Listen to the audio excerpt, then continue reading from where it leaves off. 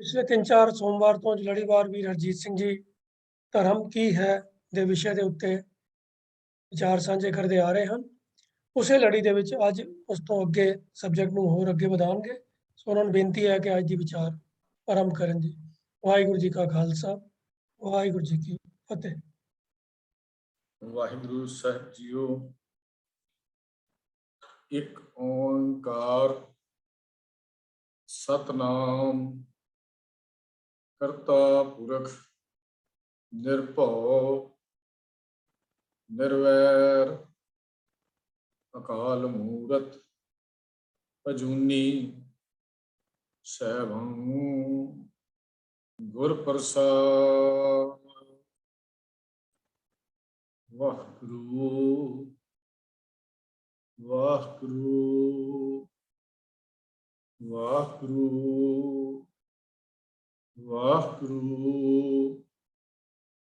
ਵਾਹਿਗੁਰੂ ਵਾਹਿਗੁਰੂ। ਵਾਹਿਗੁਰੂ ਜੀ ਕਾ ਖਾਲਸਾ, ਵਾਹਿਗੁਰੂ ਜੀ ਕੀ ਫਤਿਹ। परम सम्मानयोग गुरु सवारे गुरु प्यारे गुरमुख जनों, आप सारिਆਂ ਨੂੰ ਅੱਜ ਦੀ ਇਸ ਗੁਰਮਤਿ ਕਲਾਸ ਵਿੱਚ ਜੀ ਆਇਆਂ। ਪਿਛਲੇ ਕੁਝ ਹਫ਼ਤਿਆਂ ਤੋਂ ਅਸੀਂ ਧਰਮ ਦੇ ਬਾਰੇ ਵਿਚਾਰ ਕਰਦੇ ਆ ਰਹੇ ਹਾਂ। ਧਰਮ ਕੀ ਹੈ, ਕਿਸ ਤਰ੍ਹਾਂ ਹੈ, ਧਰਮ ਦਾ ਕੀ ਰੋਲ ਹੈ, ਕੁਝ ਅਸੀਂ ਚੀਜ਼ਾਂ ਵਿਚਾਰ ਕੀਤੀਆਂ ਸੀ। ਜੇ ਨਾਗਰਿਕ ਦੇ ਇੱਕ ਆਮ ਸ਼ਹਿਰੀ ਦੇ ਦੇਸ਼ ਦੀ ਤਰੱਕੀ ਦੇ ਲਈ ਇੱਕ ਚੰਗਾ ਕਰੈਕਟਰ ਹੋਣਾ ਜ਼ਰੂਰੀ ਹੈ ਤੇ ਸਾਨੂੰ ਉਹ ਸਾਧਨ ਵੀ ਸੰਭਾਲ ਕੇ ਰੱਖਣੇ ਚਾਹੀਦੇ ਹਨ ਜੋ ਸਾਡੇ ਇਤਿਹਾਸ ਵਿੱਚ ਆਚਰਨ ਨੂੰ ਉੱਚਾ ਕਰਨ ਦੇ ਲਈ ਸਫਲਤਾ ਲਈ ਵਰਤੇ ਜਾ ਚੁੱਕੇ ਹਨ। ਉਹ ਸਾਧਨ ਹੋਰ ਹੈ ਕੁਛ ਨਹੀਂ, ਉਹ ਸਾਧਨ ਦਾ ਨਾਮ ਧਰਮ ਹੈ। ਜੇ ਸੱਚਮੁੱਚ ਇਸ ਗੱਲ ਨੂੰ ਅਸੀਂ ਵਿਚਾਰ ਕਰਕੇ ਦੇਖੀਏ, ਉਹ ਧਰਮ ਜਿਸ ਨੇ ਇਨਸਾਨ ਨੂੰ ਲੋਭ ਦੇ ਵਿਰੁੱਧ ਤਕੜਾ ਕੀਤਾ, ਉਹ ਧਰਮ ਜਿਸ ਨੇ ਇਨਸਾਨ ਨੂੰ ਕ੍ਰੋਧ ਦੇ ਵਿਰੁੱਧ ਤਕੜਾ ਕੀਤਾ, ਉਹ ਧਰਮ ਜਿਸ ਨੇ ਕਾਮ ਦੇ ਨਾਲ ਲੜਨ ਦੀ ਸ਼ਕਤੀ ਬਖਸ਼ਿਸ਼ ਕੀਤੀ, ਉਹ ਧਰਮ ਜਿਸ ਨੇ ਕ੍ਰੋਧ ਨੂੰ ਸਾੜ ਕੇ ਰੱਖ ਦਿੱਤਾ, ਉਹ ਧਰਮ ਸੀ ਜਿਸ ਦੇ ਜੀਵਨ ਵਿੱਚ ਸੰਤੋਖ ਲੈ ਆਉਂਦਾ। ਇਹ ਉਹ ਧਰਮ ਦੀ ਗੱਲ ਜਿਹੜੀ ਅਸੀਂ ਪਿਛਲੇ ਹਫ਼ਤਿਆਂ ਤੋਂ ਕਰਦੇ ਤੁਰੇ ਆਉਂਦੇ ਹਾਂ।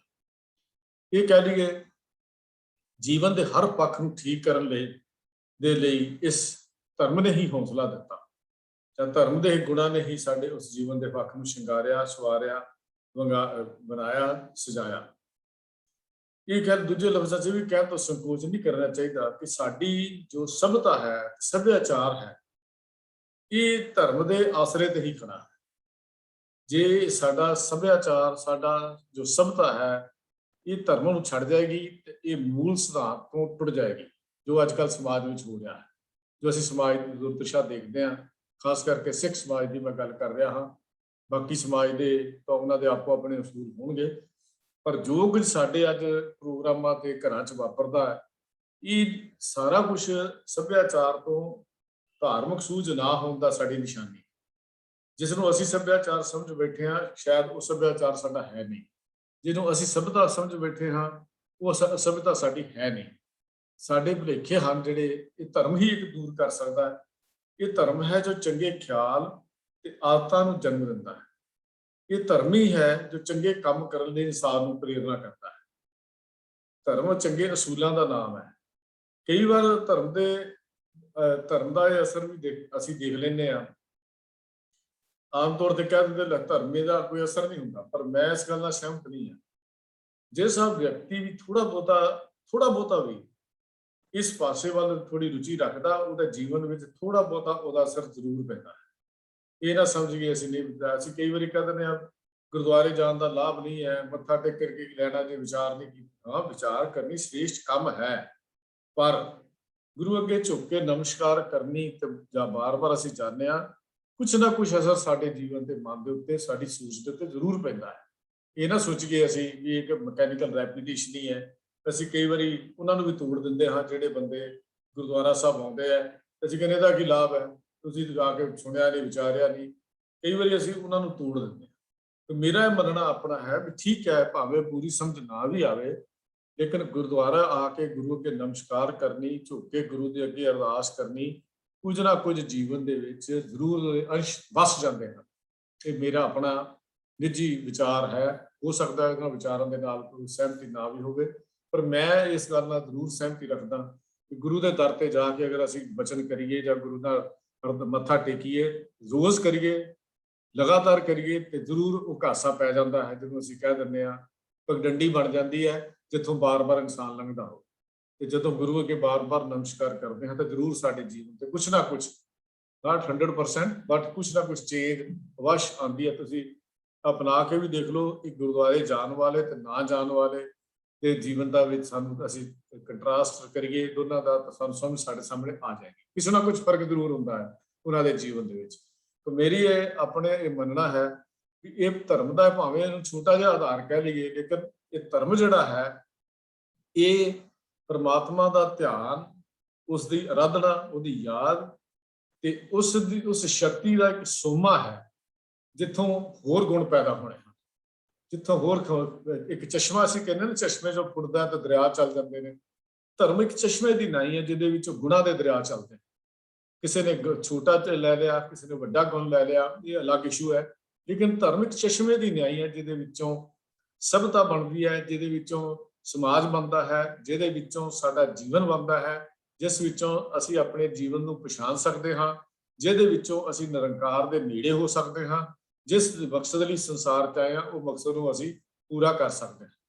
ਇਹ ਧਰਮ ਐਸੀ ਸ਼ਕਤੀ ਹੈ ਜਿਸ ਦੇ ਨਾਲ ਅਸੀਂ ਝੂਠੀਆਂ ਸੰਸਾਰ ਦੀਆਂ ਇਛਾਵਾਂ ਤੇ ਜਾਂ ਨੀਚ ਵਾਸ਼ਨਾਵਾਂ, ਜਿਹਨੂੰ ਭੈੜੀਆਂ ਵਾਸ਼ਨਾਵਾਂ ਦਾ ਮੁਕਾਬਲਾ ਅਸੀਂ ਕਰ ਸਕਦੇ ਹਾਂ, ਜਾਂ ਦੂਜੇ ਪਾਸੇ ਅਸੀਂ ਕਹਿ ਸਕਦੇ ਹਾਂ ਕਿ ਅਸੀਂ ਸ਼ਾਂਤਮਈ ਆਦਰਸ਼ ਨੂੰ ਸਾਹਮਣੇ ਰੱਖ ਕੇ ਉਸ ਨਿਰੰਕਾਰ ਦੇ ਮਿਲਣ ਦੀ ਜਿਹੜੀ ਗੱਲਬਾਤ ਹੈ ਅਸੀਂ ਕਰ ਸਕਦੇ। ਤਾਂ ਇਹ ਇੱਕ ਐਸਾ ਸੋਮਾ ਹੈ ਜਿਹੜਾ ਧਰਮ ਜਿਹੜਾ ਹੈ, ਜਿਹੜਾ ਸਾਡੇ ਸਦਾਚਾਰ ਨੂੰ ਬਣਾਉਂਦਾ ਹੈ ਔਰ ਸਾਡੇ ਸਦਾਚਾਰ ਨੂੰ ਉੱਚਾ ਚੁੱਕਦਾ ਹੈ। ਇਹ ਕੁਝ ਵਿਚਾਰ ਜਿਹੜੇ ਅਸੀਂ ਕਰਦੇ ਤੁਰੇ ਆ ਰਹੇ। ਹੁਣ ਸਿੱਖ ਧਰਮ ਦਾ ਕੀ ਮਕਸਦ ਹੈ, ਸਿੱਖ ਧਰਮ ਦੇ ਸਿਧਾਂਤ ਕੀ ਹਨ, ਥੋੜਾ ਜਿਹਾ ਆਪਾਂ ਇਸ ਪਾਸੇ ਜ਼ਰੂਰ ਵਿਚਾਰ ਕਰਾਂਗੇ।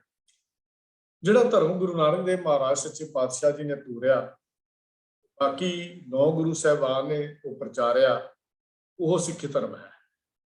ਫਿਰ ਇੱਕ ਵਾਰੀ ਦੁਹਰਾਇਆ ਵੀ ਜਿਹੜਾ ਧਰਮ ਮਾਰਿਆ ਸਿੱਕਾ ਜਗਤ ਵਿੱਚ, ਨਾਨਕ ਨਿਰਮਲ ਪੰਥ ਚਲਾਇਆ। ਜਿਹੜਾ ਨਿਰਮਲ ਪੰਥ ਗੁਰੂ ਨਾਨਕ ਪਾਤਸ਼ਾਹ ਨੇ ਤੋਰਿਆ ਤੇ ਬਾਕੀ ਗੁਰੂ ਸਾਹਿਬਾਨ ਨੇ ਉਸ ਧਰਮ ਦੇ ਸਿਧਾਂਤਾਂ ਨੂੰ ਪ੍ਰਚਾਰਿਆ, ਉਹਦਾ ਨਾਮ ਹੈ ਸਿੱਖ ਧਰਮ। ਇਸ ਧਰਮ ਨੂੰ ਤੇ ਕੇਵਲ ਇਸ ਧਰਮ ਨੂੰ ਮੰਨਣ ਵਾਲਾ ਹੀ ਸਿੱਖ ਹੈ ਜਿਹੜਾ ਇਹ ਪ੍ਰਚਾਰਿਆ। ਸਿੱਖ ਦੀ ਪਰਿਭਾਸ਼ਾ ਕਰ ਰਿਹਾ, ਜਦੋਂ ਅਸੀਂ ਸਿੱਖ ਦੀ ਗੱਲ ਕਰਾਂਗੇ ਫਿਰ ਅਸੀਂ ਲਿਮਟਿਡ ਦਾਇਰੇ ਵਿੱਚ ਰਹਿ ਕੇ ਗੱਲ ਕਰਾਂਗੇ, ਕਿਉਂਕਿ ਸਿੱਖ ਦੀ ਪਰਿਭਾਸ਼ਾ ਜਿਹੜੀ ਹੈ ਉਹ ਜੋ ਇਸਤਰੀ ਜਾਂ ਪੁਰਸ਼, ਇੱਕ ਅਕਾਲ ਪੁਰਖ, 10 ਗੁਰੂ ਸਾਹਿਬਾਨ, ਸ੍ਰੀ ਗੁਰੂ ਨਾਨਕ ਦੇਵ ਜੀ ਤੋਂ ਲੈ ਕੇ ਸ੍ਰੀ ਗੁਰੂ ਗੋਬਿੰਦ ਸਿੰਘ ਜੀ ਤੱਕ, ਸ੍ਰੀ ਗੁਰੂ ਗ੍ਰੰਥ ਸਾਹਿਬ ਤੇ 10 ਗੁਰੂ ਸਾਹਿਬਾਨ ਦੀ ਬਾਣੀ ਦੇ ਸਿੱਖਿਆ, ਦਸ਼ਮੇਸ਼ ਜੀ ਦੇ ਅੰਮ੍ਰਿਤ ਤੇ ਨਿਸ਼ਚਾ ਰੱਖਦਾ ਹੈ, ਕਿਸੇ ਹੋਰ ਧਰਮ ਨੂੰ ਨਹੀਂ ਮੰਨਦਾ, ਉਹ ਸਿੱਖ ਹੈ। ਜੋ ਰਹਿਤ ਮਰਿਆਦਾ ਦੇ ਵਿੱਚ ਅਸੀਂ ਪਰਿਭਾਸ਼ਾ ਨੂੰ ਪੜ੍ਹਿਆ ਸੀ, ਉਹੀ ਪਰਿਭਾਸ਼ਾ ਮੈਂ ਆਪ ਜੀ ਦੇ ਨਾਲ ਦੁਬਾਰਾ ਫਿਰ ਦੁਹਰਾ ਰਿਹਾ ਹਾਂ। ਹਰੇਕ ਦੀ ਸਿੱਖਿਆ ਦੇ ਸਿਧਾਂਤ ਦੇ 3 ਪੱਖ ਹੁੰਦੇ ਹਨ। ਇੱਕ ਪਰਮਾਤਮਾ ਬਾਰੇ ਹੁੰਦਾ, ਇੱਕ ਇਨਸਾਨ ਦੀ ਨਿੱਜੀ ਹਸਤੀ ਬਾਰੇ ਉਹਦਾ ਪੱਖ ਹੁੰਦਾ, ਤੇ ਤੀਜਾ ਸਮਾਜ ਤੇ ਸੰਸਾਰ ਬਾਰੇ ਪੱਖ ਹੁੰਦਾ। 3 ਪੱਖ ਹੁੰਦੇ ਨੇ ਇੱਕ ਜੀਵਨ ਦੇ, ਇੱਕ ਸ਼ਖਸੀਅਤ। ਇੱਕ ਤਾਂ ਕੀ ਪਰਮਾਤਮਾ ਬਾਰੇ ਕੀ ਵਿਚਾਰ ਰੱਖਦਾ, ਸਿੱਖ ਧਰਮ ਦੇ ਕੀ ਵਿਚਾਰ ਹਨ। ਦੂਜਾ ਦੀ ਨਿੱਜੀ ਹਸਤੀ ਬਾਰੇ ਕੀ ਵਿਚਾਰ ਹਨ। ਤੀਜਾ ਸਮਾਜ ਬਾਰੇ ਤੇ ਸੰਸਾਰ ਬਾਰੇ ਦੇ ਕੀ ਵਿਚਾਰ ਹਨ।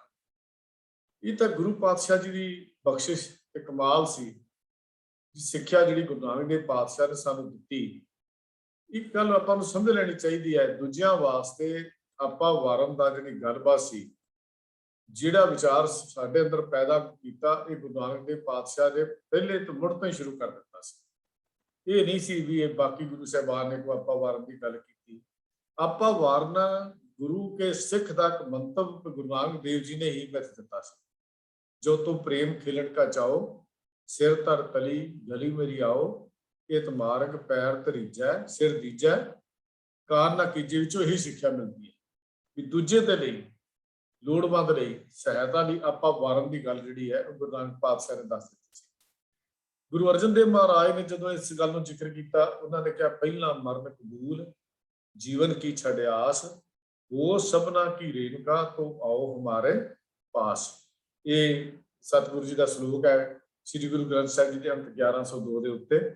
ਉੱਥੇ ਸਤਿਗੁਰੂ ਜੀ ਇਹ ਗੱਲ ਸਾਨੂੰ ਉੱਥੇ ਵੀ ਸਮਝਾਉਂਦੇ ਨੇ ਕਿ ਗੁਰੂ ਨਾਨਕ ਪਾਤਸ਼ਾਹ ਦੇ ਦਰ ਘਰ ਤੋਂ, ਗੁਰੂ ਨਾਨਕ ਦੇ ਸਿੱਖ ਦਰੋਂ ਘਰੋਂ ਸਾਨੂੰ, ਜਾਂ ਇਹ ਕਹਿ ਲਈਏ ਕਿ ਸਿੱਖੀ ਦੇ ਵਿਹੜੇ ਵਿੱਚ ਕਦਮ ਰੱਖਦਿਆਂ ਹੀ ਸਾਨੂੰ ਆਪਾ ਵਾਰਨ ਦਾ ਤੇ ਸਮਾਜ ਦੀ ਸੁਧਾਰਨ ਦਾ ਤੇ ਦੂਜੇ ਲਈ ਕੁਰਬਾਨ ਹੋਣ ਦਾ ਆਦਰਸ਼ ਵੀ ਜਿਹੜਾ ਹੈ ਸਿੱਖੀ ਦੇ ਵਿਹੜੇ 'ਚ ਕਦਮ ਰੱਖਿਆਂ ਤੇ ਹੀ ਮਿਲਦਾ ਹੈ।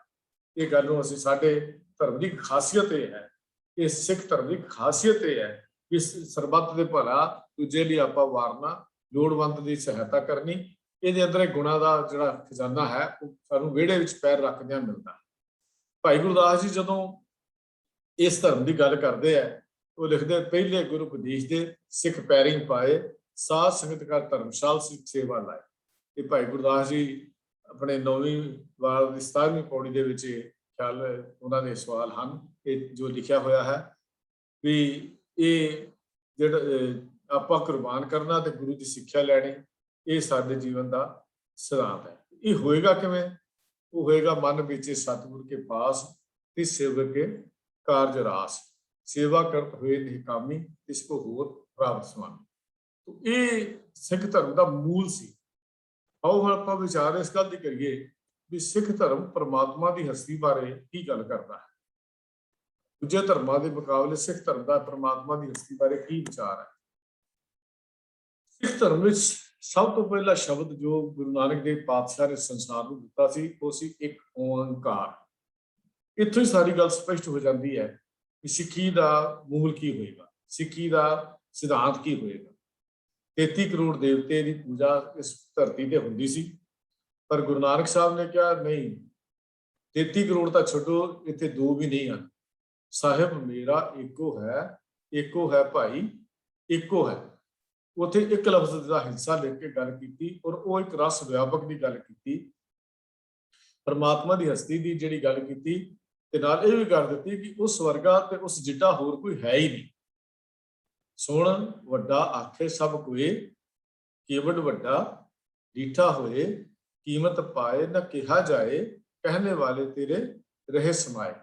ਵੱਡੇ ਮੇਰੇ ਸਾਹਿਬਾ ਗਹਿਰ ਗੰਭੀਰਾ, ਗੁਣੀ ਹੀਰਾ, ਕੋਈ ਨਾ ਜਾਣੇ ਤੇਰਾ ਕੀਤਾ ਕੇਵੜ ਚੀਰਾ। ਉਹਦੇ ਵਰਗਾ ਕੋਈ ਹੈ ਹੀ ਨਹੀਂ। ਸਿੱਖ ਧਰਮ ਇਹ ਗੱਲ ਸਾਨੂੰ ਸਮਝਾਉਂਦਾ ਹੈ। ਉਹ ਸੰਸਾਰ ਦਾ ਸਿਰਜਣਹਾਰ ਹੈ, ਨਿਰੰਕਾਰ ਸੰਸਾਰ ਦਾ ਸਿਰਜਣਹਾਰ ਹੈ। ਆਪੀ ਨੇ ਆਪ ਸਾਜਿਓ, ਆਪੀ ਨੇ ਰਚਿਓ ਨਾਉ, ਦੁਈ ਕੁਦਰਤ ਸਾਜੀਏ, ਕਰ ਆਸਨ ਡਿਠੋ ਚਾਓ। ਨਿਰੰਕਾਰ ਸਿਰਜਣਹਾਰ ਹੈ, ਕੁਦਰਤ ਦਾ ਦੁਈ ਹੈ, ਇਹਨੂੰ ਦੂਜਾ ਨੰਬਰ ਦਿੱਤਾ। ਪਹਿਲਾਂ ਉਹਨੇ ਆਪਣੇ ਆਪ ਨੂੰ ਆਪ ਸਾਜਿਆ, ਆਪਣਾ ਨਾਮ ਵੀ ਆਪ ਰੱਖਿਆ, ਫਿਰ ਦੂਜੀ ਕੁਦਰਤ ਦੀ ਸਿਰਜਣਾ ਕੀਤੀ, ਤੇ ਫਿਰ ਕੁਦਰਤ ਨੂੰ ਛੱਡ ਨਹੀਂ ਦਿੱਤਾ, ਉਹਨੂੰ ਨਿਖਸਮੇ ਨਹੀਂ ਕੀਤਾ, ਉਹਦੇ ਵਿੱਚ ਆਸਣ ਲਾ ਕੇ ਉਹਦਾ ਤਮਾਸ਼ਾ ਵੀ ਆਪ ਦੇਖਦਾ। ਭਾਵ ਸਰਗੁਣ ਤੇ ਨਿਰਗੁਣ ਸਰੂਪ ਵਿੱਚ, ਦੋਨੇ ਸਰੂਪਾਂ ਵਿੱਚ ਮਾਲਕ ਜਿਹੜਾ ਹੈ ਉਹ ਸਾਡੇ ਅੰਦਰ ਵਿਸਤਾਰ ਵਸਿਆ ਹੋਇਆ ਤੇ ਸਾਨੂੰ ਨਜ਼ਰ ਆਉਂਦਾ ਹੈ। ਸਿੱਖ ਧਰਮ ਇਹ ਗੱਲ ਕਹਿੰਦਾ ਉਹ ਨਿਰਭਉ ਹੈ, ਉਹ ਮੇਰਾ ਨਿਰੰਕਾਰ ਨਿਰਵੈਰ ਵੀ, ਜਿਹਨੂੰ ਆਪਾਂ ਮੂਲ ਮੰਤਰ ਦੇ ਗੁਣਾਂ 'ਚ ਅਸੀਂ ਵਿਆਸੀ ਕਰਦੇ ਹਾਂ, ਵੀ ਉਹ ਸਮੇਂ ਦੇ ਬੰਧਨਾਂ ਵਿੱਚ ਵੀ ਨਹੀਂ ਆਉਂਦਾ। ਉਹਨੂੰ ਕਾਲ ਦਾ, ਸਮੇਂ ਦਾ ਬੰਧਨ ਹੈ ਹੀ ਨਹੀਂ। ਉਹ ਹਮੇਸ਼ਾ ਜਿਵੇਂ ਦਾ ਜਿਵੇਂ, ਨਵੇਂ ਦਾ ਨਵਾਂ ਨਰੋਆ। ਸਾਹਿਬ ਮੇਰਾ ਨੀਤ ਨਵਾਂ ਦੀ ਗੱਲ ਹੈ, ਉਹ ਨੀਤ ਨਵਾਂ ਹੀ ਹੈ। ਉਹ ਸਮੇਂ ਦੇ ਬੰਧਨਾਂ 'ਚ ਆਉਂਦਾ ਹੀ ਨਾ। ਉਹ ਜੰਮਦਾ, ਨਾ ਵੱਡਾ ਹੁੰਦਾ, ਨਾ ਬੁੱਢਾ ਹੁੰਦਾ, ਨਾ ਬਾਲ ਹੈ, ਨਾ ਜਵਾਨੀ ਹੈ, ਨਾ ਬਿਰਧ ਹੈ। ਇਹ ਅਵਸਥਾ ਉਹਦੇ ਤੇ ਨਹੀਂ ਆਉਂਦੀ, ਨਵਾਂ ਨਰੋਆ ਹੈ ਹਮੇਸ਼ਾ ਹੀ। ਸਾਹਿਬ ਦੀ ਜਦੋਂ ਗੱਲ ਕੀਤੀ ਹੈ ਤਾਂ ਉੱਥੇ ਸਤਿਗੁਰੂ ਜੀ ਕਹਿੰਦੇ ਨੇ ਉਹ ਹਰ ਵੇਲੇ ਜਿਉਂਦਾ ਤਿਉਂ ਹੀ ਰਹਿੰਦਾ ਹੈ। ਫਿਰ ਉਹ ਜੂਨਾ ਵਿੱਚ ਨਹੀਂ ਪੈਂਦਾ। ਜੂਨਾ 'ਚ ਤਾਂ ਪਵੇਗਾ ਜੇ ਜਨਮ ਲਵੇਗਾ।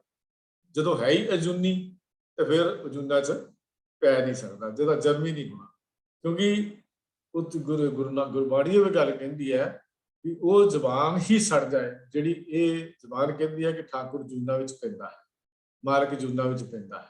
ਸੋ ਮੁਖ ਚਲੋ ਜਿਤ ਕਹੋ ਠਾਕੁਰ ਜੂਨੀ। ਕਹਿੰਦੇ ਮੂੰਹ ਸੜ ਜਾਏ ਜਿਹੜਾ ਇਹ ਗੱਲ ਕਹਿੰਦਾ ਕਿ ਉਹਨੇ ਜਨਮ ਲੈ ਲਿਆ, ਰੱਬ ਨੇ ਜਨਮ ਲੈ ਲਿਆ। ਦੂਜੇ ਧਰਮਾਂ ਦੀ ਫਿਲਾਸਫੀ ਅਲੱਗ ਹੈ। ਉਹ ਕਹਿੰਦੇ ਭਗਵਾਨ ਜੰਮ ਪਿਆ। ਮੇਰੀ ਬੇਨਤੀ ਹੈ, ਭਗਵਾਨ ਨਹੀਂ ਜੰਮਦਾ। ਭਗਵਾਨ ਨੇ ਸਾਰਿਆਂ ਨੂੰ ਪੈਦਾ ਕੀਤਾ, ਭਗਵਾਨ ਨੇ ਆਪ ਬਣਾਇਆ, ਪਰ ਭਗਵਾਨ ਜਨਮ ਨਹੀਂ ਲੈਂਦਾ। ਇਹ ਭਗਵਾਨ ਆਪਣੀ ਸ਼ਕਤੀ ਬਖਸ਼ਿਸ਼ ਕਰਕੇ ਸੰਸਾਰ 'ਚ ਉਹਨਾਂ ਪੁਰਸ਼ਾਂ ਨੂੰ ਜ਼ਰੂਰ ਭੇਜਦਾ ਹੈ, ਲੇਕਿਨ ਭਗਵਾਨ ਜਨਮ ਆਪ ਨਹੀਂ ਲੈਂਦਾ। ਇਹ ਸਾਡਾ ਜਿਹੜਾ ਭਗਵਾਨ ਸਿੱਖ ਧਰਮ ਇਹ ਕਹਿੰਦਾ ਹੈ ਕਿ ਉਹ ਜਨਮ ਮਰਨ 'ਚ ਨਹੀਂ ਆਉਂਦਾ, ਨਾ ਹੀ ਉਹ ਜੂਨਾਂ ਵਿੱਚ ਪੈਂਦਾ ਹੈ। ਇਸ ਕਰਕੇ ਕੋਈ ਵੀ ਜਿਹੜਾ ਜੀਵ ਜਾਂ ਇਨਸਾਨ ਉਸ ਮਾਲਕ ਦਾ ਅਵਤਾਰ ਨਹੀਂ ਹੋ ਸਕਦਾ, ਵੀ ਉਸ ਦਾ ਪਰਮਾਤਮਾ ਦਾ ਅਵਤਾਰ ਨਹੀਂ ਹੋ ਸਕਦਾ, ਵੀ ਉਹਦਾ ਰੂਪ ਨਹੀਂ ਹੋ ਸਕਦਾ। ਇਹ ਕਹਿੰਦੇ ਨਾ ਫਲਾਣੇ ਨੇ ਫਲਾਣਾ ਜਿਹੜਾ ਇਹ ਦੂਜਾ ਅਵਤਾਰ ਆਇਆ, ਚੌਥਾ ਅਵਤਾਰ ਆਇਆ, ਪੰਜਵਾਂ ਅਵਤਾਰ। ਸਿੱਖ ਧਰਮ ਇਸ ਗੱਲ ਦੀ ਸਹਿਮਤੀ ਨਹੀਂ ਰੱਖਦਾ। ਸਿੱਖ ਧਰਮ ਤਾਂ ਕਹਿੰਦਾ ਕੋਈ ਉਹਦਾ ਰੂਪ ਅਵਤਾਰ ਜਿਹੜਾ ਹੈ ਹੋ ਨਹੀਂ ਸਕਦਾ। ਉਹ ਆਪਣੇ ਆਪ ਵਿੱਚ 100% ਸੰਪੂਰਨ ਹੈ। 100 ਕੀ ਜਿੰਨੇ ਵੀ ਪਰਸੈਂਟ ਕਰ ਲਓ ਵੀ ਉਹ ਸੰਪੂਰਨ ਹੈ।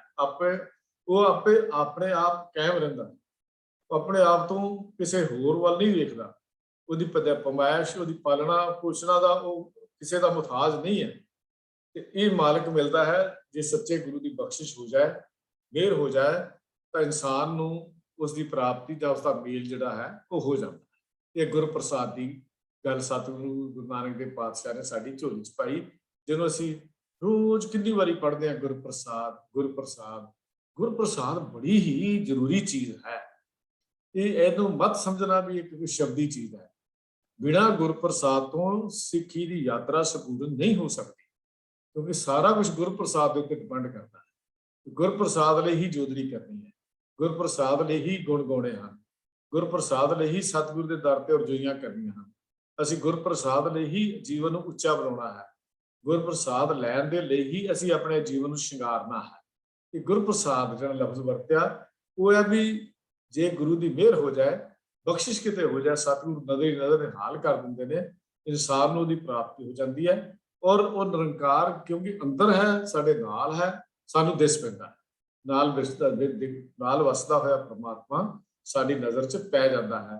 ਅਸੀਂ ਉਹਨੂੰ ਵੇਖ ਸਕਦੇ, ਪਰ ਇਹਨਾਂ ਅੱਖਾਂ ਨਾਲ ਨਹੀਂ। ਨਾਨਕ ਸੇ ਅੱਖੜੀਆਂ ਬਿਆਨ ਇਹ ਨਹੀਂ ਦਿਸੰਦੋ ਮਾਂ ਪੀਰੀ। ਉਹ ਅੱਖਾਂ ਹੋਰ ਨੇ, ਉਹ ਗੁਰੂ ਦੀ ਕਿਰਪਾ ਨਾਲ ਖੁੱਲਦੀਆਂ ਹਨ। ਜਦੋਂ ਇਨਸਾਨ ਬੇਨਤੀ ਕਰਦਾ ਹੈ, ਜੋਦਰੀ ਕਰਦਾ ਹੈ, ਤਰਲਾ ਕਰਦਾ ਹੈ, ਤਾਂ ਫਿਰ ਗੁਰੂ ਦੀ ਕਿਰਪਾ ਦੇ ਨਾਲ ਉਹ ਅੱਖਾਂ ਖੁੱਲ ਜਾਂਦੀਆਂ। ਪਰਮਾਤਮਾ ਆਪਣੀ ਰਚਨਾ 'ਚ ਆਪ ਵਿਆਪਕ ਵੀ ਹੈ, ਉਸ ਤੋਂ ਤਾਂ ਤੇ ਵੱਖਰਾ ਜਾਂ ਅਲੇਪ ਵੀ ਹੈ, ਨਿਰਲੇਪ ਵੀ ਹੈ। ਸਿੱਖ ਜਿਹੜਾ ਹਸਤੀ ਕਹਿੰਦੀ ਹੈ ਕੁਦਰਤ ਵਿੱਚ ਵਸਿਆ ਹੋਇਆ, ਲੇਕਿਨ ਕੁਦਰਤ ਤੋਂ ਨਿਰਲੇਪ ਵੀ ਹੈ, ਅਲੇਪਾ ਵੀ ਹੈ। ਜੇ ਕਾਹੇ ਰੇ ਬਰ ਖੋਜਨ ਚਾਹੀ, ਸਰਵ ਨਿਵਾਸੀ ਸਦਾ ਅਲੇਪਾ। ਨਿਵਾਸੀ ਵੀ ਹੈ, ਅਲੇਪਾ ਵੀ ਹੈ, ਨਿਰਲੇਪ ਵੀ ਹੈ। ਤੋ ਹੀ ਸੰਗ ਸਮਾਈ, ਤੇ ਤੇਰੇ ਨਾਲ ਵੀ ਹੈ।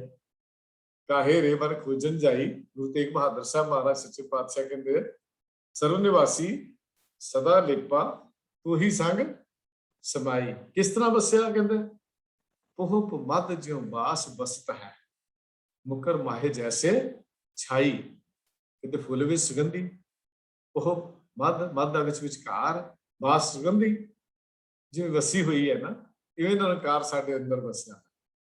ਸ਼ੀਸ਼ੇ ਵਿੱਚ ਵੇਖਣ ਵਾਲੇ ਦਾ ਪਰਛਾਵਾਂ ਹੁੰਦਾ ਹੈ। ਸ਼ੀਸ਼ੇ ਵੱਲ ਪਰ ਦਿਖੇਗਾ ਕਦੋਂ? ਜੋ ਸ਼ੀਸ਼ੇ ਵੱਲ ਮੂੰਹ ਕਰਕੇ ਖੜਾ ਹੋਏਗਾ। ਜੇ ਸ਼ੀਸ਼ੇ ਵੱਲ ਪਿੱਠ ਕਰਕੇ ਖੜਾ ਹੋ ਜਾਏ, ਮਿਰਰ ਦੇ ਸਾਹਮਣੇ ਆਪਣਾ ਮੂੰਹ ਕਰੇ ਹੀ ਨਾ, ਇਹ ਲਾਮਾ ਇਹ ਦਵੇ ਜੀ ਮੇਰਾ ਤਾਂ ਪਰਛਾਵਾਂ ਸ਼ੀਸ਼ੇ ਹੈ ਹੀ ਨਹੀਂ, ਫਿਰ ਪਖੰਦੜੋ ਕੀ ਭੁੱਲ। ਫਿਰ ਪਖੰਦੜੋ ਕੀ ਭੁੱਲ ਹੈ, ਵੇਖਣ ਵਾਲੇ ਦੀ ਗਲਤੀ ਹੈ। ਤੁੰਬਾ ਦਿਸਮ ਸੋਹਣਾ, ਅੱਡ ਨਾਲ ਹੰਦੜੋ ਮੁੱਲ, ਨਾਨਕ ਸਾਥ ਨਾ ਜੁਲੀ ਮਾਇਆ। ਪਖੰਦੜੋ ਦੀ ਭੁੱਲ ਹੈ, ਉਹ ਵੇਖਣ ਵਾਲੇ ਦੀ ਗਲਤੀ ਹੈ, ਬਣਾਉਣ ਵਾਲੇ ਦੀ ਗਲਤੀ ਨਹੀਂ ਸੀ। ਸ਼ੀਸ਼ਾ ਜਿਹਨੇ ਬਣਾਇਆ ਉਹਨੇ ਬਣਾਇਆ, ਉਹਨੇ ਸ਼ੀਸ਼ੇ ਹੀ ਤੁਹਾਡਾ ਪਰਛਾਵਾਂ ਸਵਾ ਦਿੱਤਾ। ਪਰ ਦੇਖੋਗੇ ਤਾਂ ਜੇ ਸਾਡਾ ਮੂੰਹ ਉਧਰ ਹੈ, ਪਿੱਠ ਦੂਜੇ ਪਾਸੇ, ਅਸੀਂ ਸਾਹਮਣੇ ਕਰਕੇ ਬੈਕ ਉਧਰ ਕਰਕੇ ਖੜੇ ਹੋ ਜਾਈਏ, ਤੇ ਫਿਰ ਕੀ ਅਸੀਂ ਦੇਖ ਸਕਾਂਗੇ? ਬਿਲਕੁਲ ਹੀ ਨਹੀਂ ਦੇਖ ਸਕਾਂਗੇ। ਹੈ ਪਰ ਸਰਬ ਨਿਵਾਸੀ ਸਦਾ ਲੇਪਾ, ਤੋ ਹੀ ਸੰਗ ਸਮਾਈ। ਉਹ ਮਦ ਜਿਉ ਬਾਸ ਬਸਤਾ ਹੈ, ਮੁਕਰ ਵਾਹੇ ਜੈਸੇ ਛਾਈ। ਤੈਸੇ ਹੀ ਹਰ ਬਸੇ ਨਿਰੰਤਰ। ਹੁਣ ਲਗਾਤਾਰ ਵਸਦਾ, ਟੁੱਟਦਾ ਵੀ ਨਹੀਂ, ਉਹ ਤਾਂ ਕਦੀ ਛੱਡ ਕੇ ਵੀ ਨਹੀਂ ਜਾਂਦਾ। ਸੰਗ ਸਹਾਈ ਛੋੜ ਨਾ ਜਾਈਏ, ਉਹ ਤਾਂ ਸੰਗ ਸਹਾਈ ਹੈ, ਛੱਡ ਕੇ ਜਾਂਦਾ ਹੀ ਨਹੀਂ। ਤੇ ਫਿਰ ਜੇ ਛੱਡ ਕੇ ਨਹੀਂ ਜਾਂਦਾ, ਸੰਗ ਸਹਾਈ ਹੈ, ਤੇ ਫਿਰ ਕੀ ਕਹਿੰਦੇ ਨੇ ਗੁਰੂ ਤੇਗ ਬਹਾਦਰ ਸਾਹਿਬ ਜੀ? ਇਸ ਸਰਵ ਨਿਵਾਸੀ ਸਦਾ ਲੇਪਾ, ਤੋ ਹੀ ਸੰਗ ਸਮਾਈ। ਉਹ ਮਦ ਜਿਉ ਬਾਸ ਬਸਤਾ ਹੈ, ਮੁਕਰ ਮਾਹੇ ਜੈਸੇ ਛਾਈ। ਤੈਸੇ ਹੀ ਹਰ ਵਸੇ ਨਿਰੰਤਰ। ਫਿਰ ਕੀ ਕਰ? ਘੱਟ ਹੀ ਖੋਜੋ ਭਾਈ। ਅੰਦਰ ਵੇਖੋ, ਅੰਦਰ ਵੇਖਣ ਦੀ ਕੀ ਕਰੇਗਾ? ਗੁਰੂ ਅੱਗੇ ਬੇਨਤੀ ਕਰ, ਗੁਰੂ ਦੇ ਡਰ ਤੇ ਢਹਿ ਪੈ, ਗੁਰੂ ਅੱਗੇ ਅਰਜ਼ੋਈ ਕਰ, ਕਿਉਂਕਿ ਗੁਰਪ੍ਰਸਾਦ ਤੋਂ ਬਿਨਾਂ ਅੰਦਰ ਨਹੀਂ ਵੇਖਿਆ ਜਾਣਾ। ਇਹ ਗੁਰਪ੍ਰਸਾਦ ਇੱਕ ਐਸੀ ਚੀਜ਼ ਹੈ ਜਿਹਦੇ ਤੋਂ ਅੰਦਰ ਦੇਖਣ ਲਈ ਸਾਨੂੰ ਅੰਦਰੋਂ ਫੁਰਨਾ ਫੁਰਦਾ ਵੀ ਅੰਦਰ ਵੇਖਣ ਲਈ ਗੁਰਪ੍ਰਸਾਦ। ਬਸ ਗੁਰਪ੍ਰਸਾਦ ਤਾਂ ਬਸ ਇੱਕ ਏਦਾਂ ਦੀ ਚੀਜ਼ ਹੈ ਜਿਸ ਤੇ ਗੁਰਪ੍ਰਸਾਦ ਉੱਤੇ ਹੋ ਜਾਏ, ਉਹ ਸਭ ਕੁਝ ਆਪਣੇ ਅੰਦਰ ਦੇਖ ਲੈਂਦਾ, ਆਨੰਦ ਮਾਣਦਾ। ਉੱਥੇ ਤਾਂ ਮੈਂ ਚੱਲੇ ਝਰਨੇ ਦੀ ਅਵਸਥਾ ਤੇ ਜਾ ਕੇ ਪਹੁੰਚਦਾ। ਉਹ ਬਾਹਰ ਮੁਖੀ ਨਹੀਂ ਹੈ, ਫਿਰ ਉਹਦਾ ਅੰਤਰਮੁਖੀ ਹੈ। ਇਹ ਗੁਰਪ੍ਰਸਾਦ ਦੀ ਨਾਲ ਵਾਪਰਦਾ, ਇਹ ਸਾਡੇ ਉਦਮ ਨਾਲ ਨਹੀਂ ਵਾਪਰਦਾ। ਉਦਮ ਕਰਨਾ ਹੈ, ਲੇਕਿਨ ਉਦਮ ਕਰਕੇ ਗੁਰਪ੍ਰਸਾਦ ਦੇ ਲਈ ਹਮੇਸ਼ਾ ਹੀ ਤਰਲੇ ਤੇ ਜੋਦਰੀ ਕਰਨੀ ਜ਼ਰੂਰੀ ਹੈ। ਇਹ ਨਾ ਕਹਿ ਵੀ ਮੈਨੂੰ ਮੇਰੇ ਉਦਮ ਦਾ ਮਿਲ ਗਿਆ, ਇਹ ਕਹਿ ਵੀ ਮੈਨੂੰ ਗੁਰਪ੍ਰਸਾਦ ਨਾਲ ਮਿਲ ਗਿਆ। ਇਹ ਗੱਲ ਲਫ਼ਜ਼ ਆਪਣੀ ਜ਼ੁਬਾਨ ਤੇ ਪੱਕੇ ਕਰ ਲੈ, ਗੁਰਪ੍ਰਸਾਦ ਤੋਂ ਬਿਨਾਂ ਕੁਝ ਨਹੀਂ ਮਿਲਦਾ। ਤੇ ਤੇਰੇ ਉਦਮ ਠੀਕ ਹੈ, ਬਹੁਤ ਉਦਮ ਕਰਦੇ ਨੇ, ਸਾਰਾ ਦਿਨ ਸੜਕਾਂ ਦੀ ਮਜ਼ਦੂਰੀ ਕਰਦੇ ਨੇ, ਸਾਰੀ ਜ਼ਿੰਦਗੀ ਲੰਘ ਜਾਂਦੀ ਹੈ ਉਹਨਾਂ ਦੇ ਵਿਚਾਰਿਆਂ ਦੀ ਮਜ਼ਦੂਰੀ ਕਰਦੇ ਹਨ, ਦੂਜੇ ਨਾਲੋਂ ਰਾਸ਼ਟਰਪਤੀ ਨਾਲ ਜ਼ਿਆਦਾ ਮਿਹਨਤ ਕਰਦੇ ਨੇ, ਲੇਕਿਨ ਗੁਰਪ੍ਰਸਾਦ ਤੋਂ ਉਹ ਸੱਖਣੇ ਜਿੱਤੇ ਉੱਥੇ ਤੱਕ ਨਹੀਂ ਪਹੁੰਚ ਸਕੇ। ਤਾਂ ਮੇਰਾ ਕਹਿਣ ਦਾ ਮਕਸਦ ਹੈ ਨਾ ਕਿ ਆਪਣੀ ਮਿਹਨਤ ਤੇ ਮਾਣ ਨਾ ਕਰ, ਗੁਰਪ੍ਰਸਾਦ ਦੀ ਆਸ ਰੱਖ ਕੇ ਗੱਲ ਕਰ। ਇਹ ਧਰਮ ਦੀ ਦੁਨੀਆ 'ਚ ਗੁਰੂ ਨਾਨਕ ਦੀ ਸਤਾਤ, ਗੁਰੂ ਨਾਨਕ ਪਾਤਸ਼ਾਹ ਦਾ ਜਿਹੜੀ ਜੋਤ ਗੁਰੂ ਨਾਨਕ ਸਾਹਿਬ ਨੇ ਸੰਸਾਰ 'ਚ ਆਈ ਸੀ, ਉਹਨੇ ਗੱਲ ਸਾਨੂੰ ਸਮਝਾਈ ਕਿ ਵੀ ਉਹ ਹਾਜ਼ਰਾ ਹਜ਼ੂਰ ਹੈ। ਉਹ ਮਾਲਕ ਇਨਸਾਨ ਦੇ ਹਰ ਖਿਆਲ ਤੇ ਹਰ ਫੁਰਨੇ, ਹਰ ਗੁੱਝੇ ਕੰਮ ਨੂੰ ਜਾਣਦਾ ਤੇ ਵੇਖਦਾ ਵੀ ਹੈ। ਹੁਣ ਇਹ ਵੀ ਦੇਖੋ, ਬੜੇ ਕਮਾਲ ਦੀ ਗੱਲ ਹੈ। ਉਹ ਸਾਡੇ ਜਿਹੜੇ ਫੁਰਨੇ ਅਸੀਂ ਬਾਹਰ ਪ੍ਰਗਟ ਵੀ ਨਹੀਂ ਨਾ ਕੀਤੇ, ਉਹ ਫੁਰਨਿਆਂ ਨੂੰ ਵੀ ਜਾਣਦਾ। ਸਿੱਖ ਇਜ਼ਮ ਇਹ ਗੱਲ ਸਾਨੂੰ ਸਮਝਾਉਂਦਾ ਹੈ ਕਿ ਐਵੇਂ ਕਿਤੇ ਗਲਤ ਫੁਰਨਾ ਨਾ ਫੁਰੀ। ਉਹ ਗਲਤ ਫੁਰਨੇ ਜਿਹੜੇ ਤੇਰੇ ਅੰਦਰ ਜੇ ਫੁਰ ਗਿਆ, ਉਹਦੇ ਕਰਤੇ ਦੇ ਘਰ ਦੇ ਉਹ ਵੀ ਤੇਰੇ ਉਹ ਜਾਣ ਲੈਣਾ। ਇਹ ਨਹੀਂ ਸੋਚੀ ਵੀ ਦੁਨੀਆ ਤੋਂ ਲੁਕਾ ਲਿਆ, ਲੋਕਾਂ ਤੱਕ ਫੁਰਨਾ ਨਹੀਂ ਫੁਰਿਆ, ਵੀ ਲੋਕਾਂ ਤੱਕ ਪਹੁੰਚਾਇਆ ਨਹੀਂ। ਠੀਕ, ਫੁਰਨਾ ਹੋਰ ਚੀਜ਼ ਹੈ ਤੇ ਫੁਰਨੇ ਨੂੰ ਸੰਸਾਰ ਤੱਕ ਪਹੁੰਚਾਉਣਾ ਹੋਰ ਚੀਜ਼ ਹੈ। ਮੈਂ ਅੱਗੇ ਵੀ ਇੱਕ ਵਾਰ ਬੇਨਤੀ ਕੀਤੀ ਸੀ, ਸਿੱਧ ਗੋਸ਼ਟੀ ਵਿਚਾਰ ਕਰਦਿਆਂ ਫੁਰਨਾ ਅੰਦਰ ਦੀ ਸੋਚ ਹੈ, ਪਰ ਜਦੋਂ ਫੁਰਨਾ ਬਣਦਾ ਹੈ ਜ਼ਬਾਨ, ਫਿਰ ਉਹ ਬੋਲਣ ਤੋਂ ਬਿਨਾਂ ਬਾਹਰ ਪ੍ਰਗਟ ਨਹੀਂ ਹੁੰਦਾ। ਫੁਰਨਾ ਜਿਹੜਾ ਹੈ ਉਹ ਬੋਲਣਾ ਨਹੀਂ ਹੁੰਦਾ। ਜਦੋਂ ਆਪਾਂ ਸ਼ਬਦ ਦੀ ਗੱਲ ਕਰਦੇ ਸੀ ਨਾ, ਮੈਨੂੰ ਯਾਦ ਆ ਰਿਹਾ, ਸਿੱਧ ਗੋਸ਼ਟੀ ਵਿੱਚ ਆਪਾਂ ਵਿਚਾਰਾਂ ਕੀਤੀਆਂ ਸੀ ਕਿ ਉਹ ਫੁਰਨਾ ਅੰਦਰ ਦੀ ਬਾਤ ਹੈ, ਉਦੋਂ ਤਾਂ ਕਿਸੇ ਨੂੰ ਕੋਈ ਪਤਾ ਨਹੀਂ, ਪਰ ਜਦੋਂ ਉਹ ਫੁਰਨਾ ਜ਼ੁਬਾਨ ਤੋਂ ਬਾਹਰ ਆ ਗਿਆ, ਫਿਰ ਸਾਰਿਆਂ ਵਿੱਚ ਪ੍ਰਗਟ ਹੋ ਗਿਆ। ਇਹ ਮਾਲਕ ਸਾਡੇ ਅੰਦਰ ਦੀ ਹਰ ਚੀਜ਼ ਨੂੰ ਜਾਣਦਾ ਹੈ। ਉਹ ਚੰਗੇ, ਨੇਕ, ਸੁੱਚੇ ਕੰਮ ਕਰਨ ਵਾਲਿਆਂ ਤੇ ਪ੍ਰਸੰਨ ਵੀ ਹੁੰਦਾ। ਗੁਰਪ੍ਰਸਾਦ ਫਿਰ ਉੱਥੇ ਹੁੰਦਾ ਨਾ ਜਦੋਂ ਦੀ ਪ੍ਰਸੰਨਤਾ ਹੁੰਦੀ ਹੈ, ਜਦੋਂ ਮਿਹਨਤ ਕਰਦਾ ਇਨਸਾਨ, ਨੇਕ ਕੰਮ ਕਰਦਾ, ਚੰਗੇ ਕੰਮ ਕਰਦਾ। ਸਿੱਖੀਜ਼ਮ ਕਹਿੰਦਾ ਵੀ ਉਹਦੇ ਤੇ ਮਾਲਕ ਸਾਡਾ ਪ੍ਰਸੰਨ ਹੁੰਦਾ, ਉਹ ਮਾਲਕ ਉੱਤੇ ਆਪਣੀ ਬਖਸ਼ਿਸ਼ ਦਾ ਹੱਥ ਰੱਖਦਾ। ਪਾਪ ਜਾਂ ਮਾੜੇ ਕੰਮ ਕਰਨ ਵਾਲੇ ਜਿਹੜੇ ਹਨ, ਉਹਨਾਂ ਉੱਤੇ ਪ੍ਰਮਾਤਮਾ, ਦੂਜੇ ਲਫ਼ਜ਼ਾਂ 'ਚ ਮੈਂ ਕਰੋਪ ਤਾਂ ਨਹੀਂ ਕਹਿ ਸਕਦਾ, ਪਰ ਪ੍ਰਮਾਤਮਾ ਦੀ ਨਾਰਾਜ਼ਗੀ ਜ਼ਰੂਰ ਹੁੰਦੀ ਹੈ। ਜਿਵੇਂ ਪਿਓ ਪੁੱਤਰ ਦੀ ਆਪਸੀ ਨਾਰਾਜ਼ਗੀ ਹੋ ਜਾਂਦੀ ਨਾ, ਪੁੱਤਰ ਵਿਗੜ ਜਾਏ ਤੇ ਥੋੜੀ ਬਹੁਤੀ ਨਾਰਾਜ਼ਗੀ ਹੁੰਦੀ ਹੈ, ਤੇ ਜੇ ਉਹ ਵੀ ਹੋਵੇ ਤੇ ਉਹ ਇਹ ਕਹਿ ਲਈਏ, ਪਰ ਨਾਰਾਜ਼ਗੀ ਉਹਦੀ ਇਹੋ ਜਿਹੀ ਹੈ ਜਿਹੜੀ ਉਹ ਬਖਸ਼ਣਹਾਰ ਵੀ ਹੈ।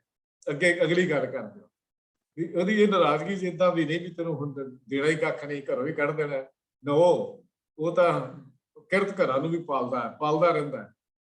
ਪਰ ਗੁਰਪ੍ਰਸਾਦ ਤੋਂ ਜਿਹੜਾ ਸਖਣੇ ਹੋ ਜਾਣਾ ਹੀ ਉਹਦੀ ਨਾਰਾਜ਼ਗੀ ਹੈ। ਜਿਹੜਾ ਇਨਸਾਨ ਨੂੰ ਗੁਰਪ੍ਰਸਾਦ ਤੋਂ ਸਖਣੇ ਕਰ ਦੇਣਾ ਹੀ ਉਹਦੀ ਨਾਰਾਜ਼ਗੀ ਹੈ। ਦੁਨੀਆ ਦੇ ਪਦਾਰਥਾਂ ਨੂੰ ਨਹੀਂ ਰੋਕਦਾ, ਉਹ ਦੇ ਹੀ ਜਾਏਗਾ। ਅਮੀਰ, ਪੈਸਾ, ਦੌਲਤ ਹਰ ਚੀਜ਼ ਦੇ ਦਿੰਦਾ, ਪਰ ਗੁਰਪ੍ਰਸਾਦ ਨਹੀਂ ਦਿੰਦਾ। ਇਹ ਉਹਦੀ ਨਾਰਾਜ਼ਗੀ ਦੀ ਨਿਸ਼ਾਨੀ। ਜੇ ਤੂੰ ਗੁਰਪ੍ਰਸਾਦ ਮਿਲਿਆ ਹੀ ਨਹੀਂ, ਫਿਰ ਉਹਦਾ ਜੀਵਨ ਤਾਂ ਅਜਾਈ ਜਾਣਾ। ਭਾਵੇਂ ਜਿੰਨਾ ਮਰਜ਼ੀ ਧਨਾੜ ਤੇ ਜਿੰਨਾ ਮਰਜ਼ੀ ਅਮੀਰ ਤੇ ਜਿੰਨਾ ਮਰਜ਼ੀ ਸ਼ਾਹੂਕਾਰ ਦੁਨੀਆ ਦਾ ਬਣ ਜਾਏ, ਉਹ ਫਿਰ ਖਾਲੀ ਜਾਣਾ, ਸਖਣਾ ਜਾਏਗਾ, ਖਾਲੀ ਜਾਏਗਾ। ਤੇ ਉਹਦੇ ਇਹੋ ਹੀ ਪ੍ਰਮਾਤਮਾ ਦੀ ਨਾਰਾਜ਼ਗੀ ਹੈ। ਮੈਂ ਬੇਨਤੀ ਕਰਦਾ, ਪ੍ਰਮਾਤਮਾ ਉਦਾਂ ਕੋਈ ਤਲਵਾਰ ਕੱਢ ਕੇ ਜਾਂ ਚਪੇੜ ਮਾਰ ਕੇ ਗੱਲ ਨਹੀਂ ਕਰਦਾ। ਇਹ ਗੁਰਪ੍ਰਸਾਦ ਤੋਂ ਵਾਂਝੇ ਕਰ ਦਿੰਦਾ ਅਸੀਂ। ਇਹੋ ਹੀ ਉਹਦਾ ਕਰੋਪ ਹੀ ਹੈ, ਇਹੋ ਹੀ ਉਹਦੀ ਨਾਰਾਜ਼ਗੀ ਹੈ। ਇਹਨੂੰ ਇਸੇ ਤਰ੍ਹਾਂ ਹੀ ਸਮਝਣਾ ਚਾਹੀਦਾ। ਪਰ ਅਗਲੀ ਗੱਲ ਕਹੀ, ਬਖਸ਼ਣਹਾਰ ਵੀ ਹੈ।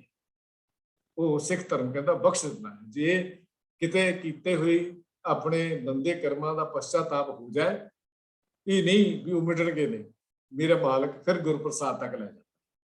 ਜੇ ਸੱਚਮੁੱਚ ਅਸੀਂ ਪਛਤਾਤਾਪ ਕਰ ਦਈਏ, ਪਾਪ ਕਰਨ ਮਗਰੋਂ ਜੇ ਸੱਚਮੁੱਚ ਅੰਦਰੋਂ ਪਛਤਾਵਾ ਹੋਇਆ ਵੀ ਹਾਂ ਮੈਂ ਗਲਤ ਕਰ ਲਿਆ, ਮੇਰੇ ਕੋਲ ਗਲਤ ਹੋ ਗਿਆ, ਇਹਦਾ ਮਤਲਬ ਇਹ ਨਹੀਂ ਹੈ ਵੀ ਉਹ ਪ੍ਰਮਾਤਮਾ ਨਹੀਂ ਬਖਸ਼ੇਗਾ। 100% ਬਖਸ਼ੇਗਾ।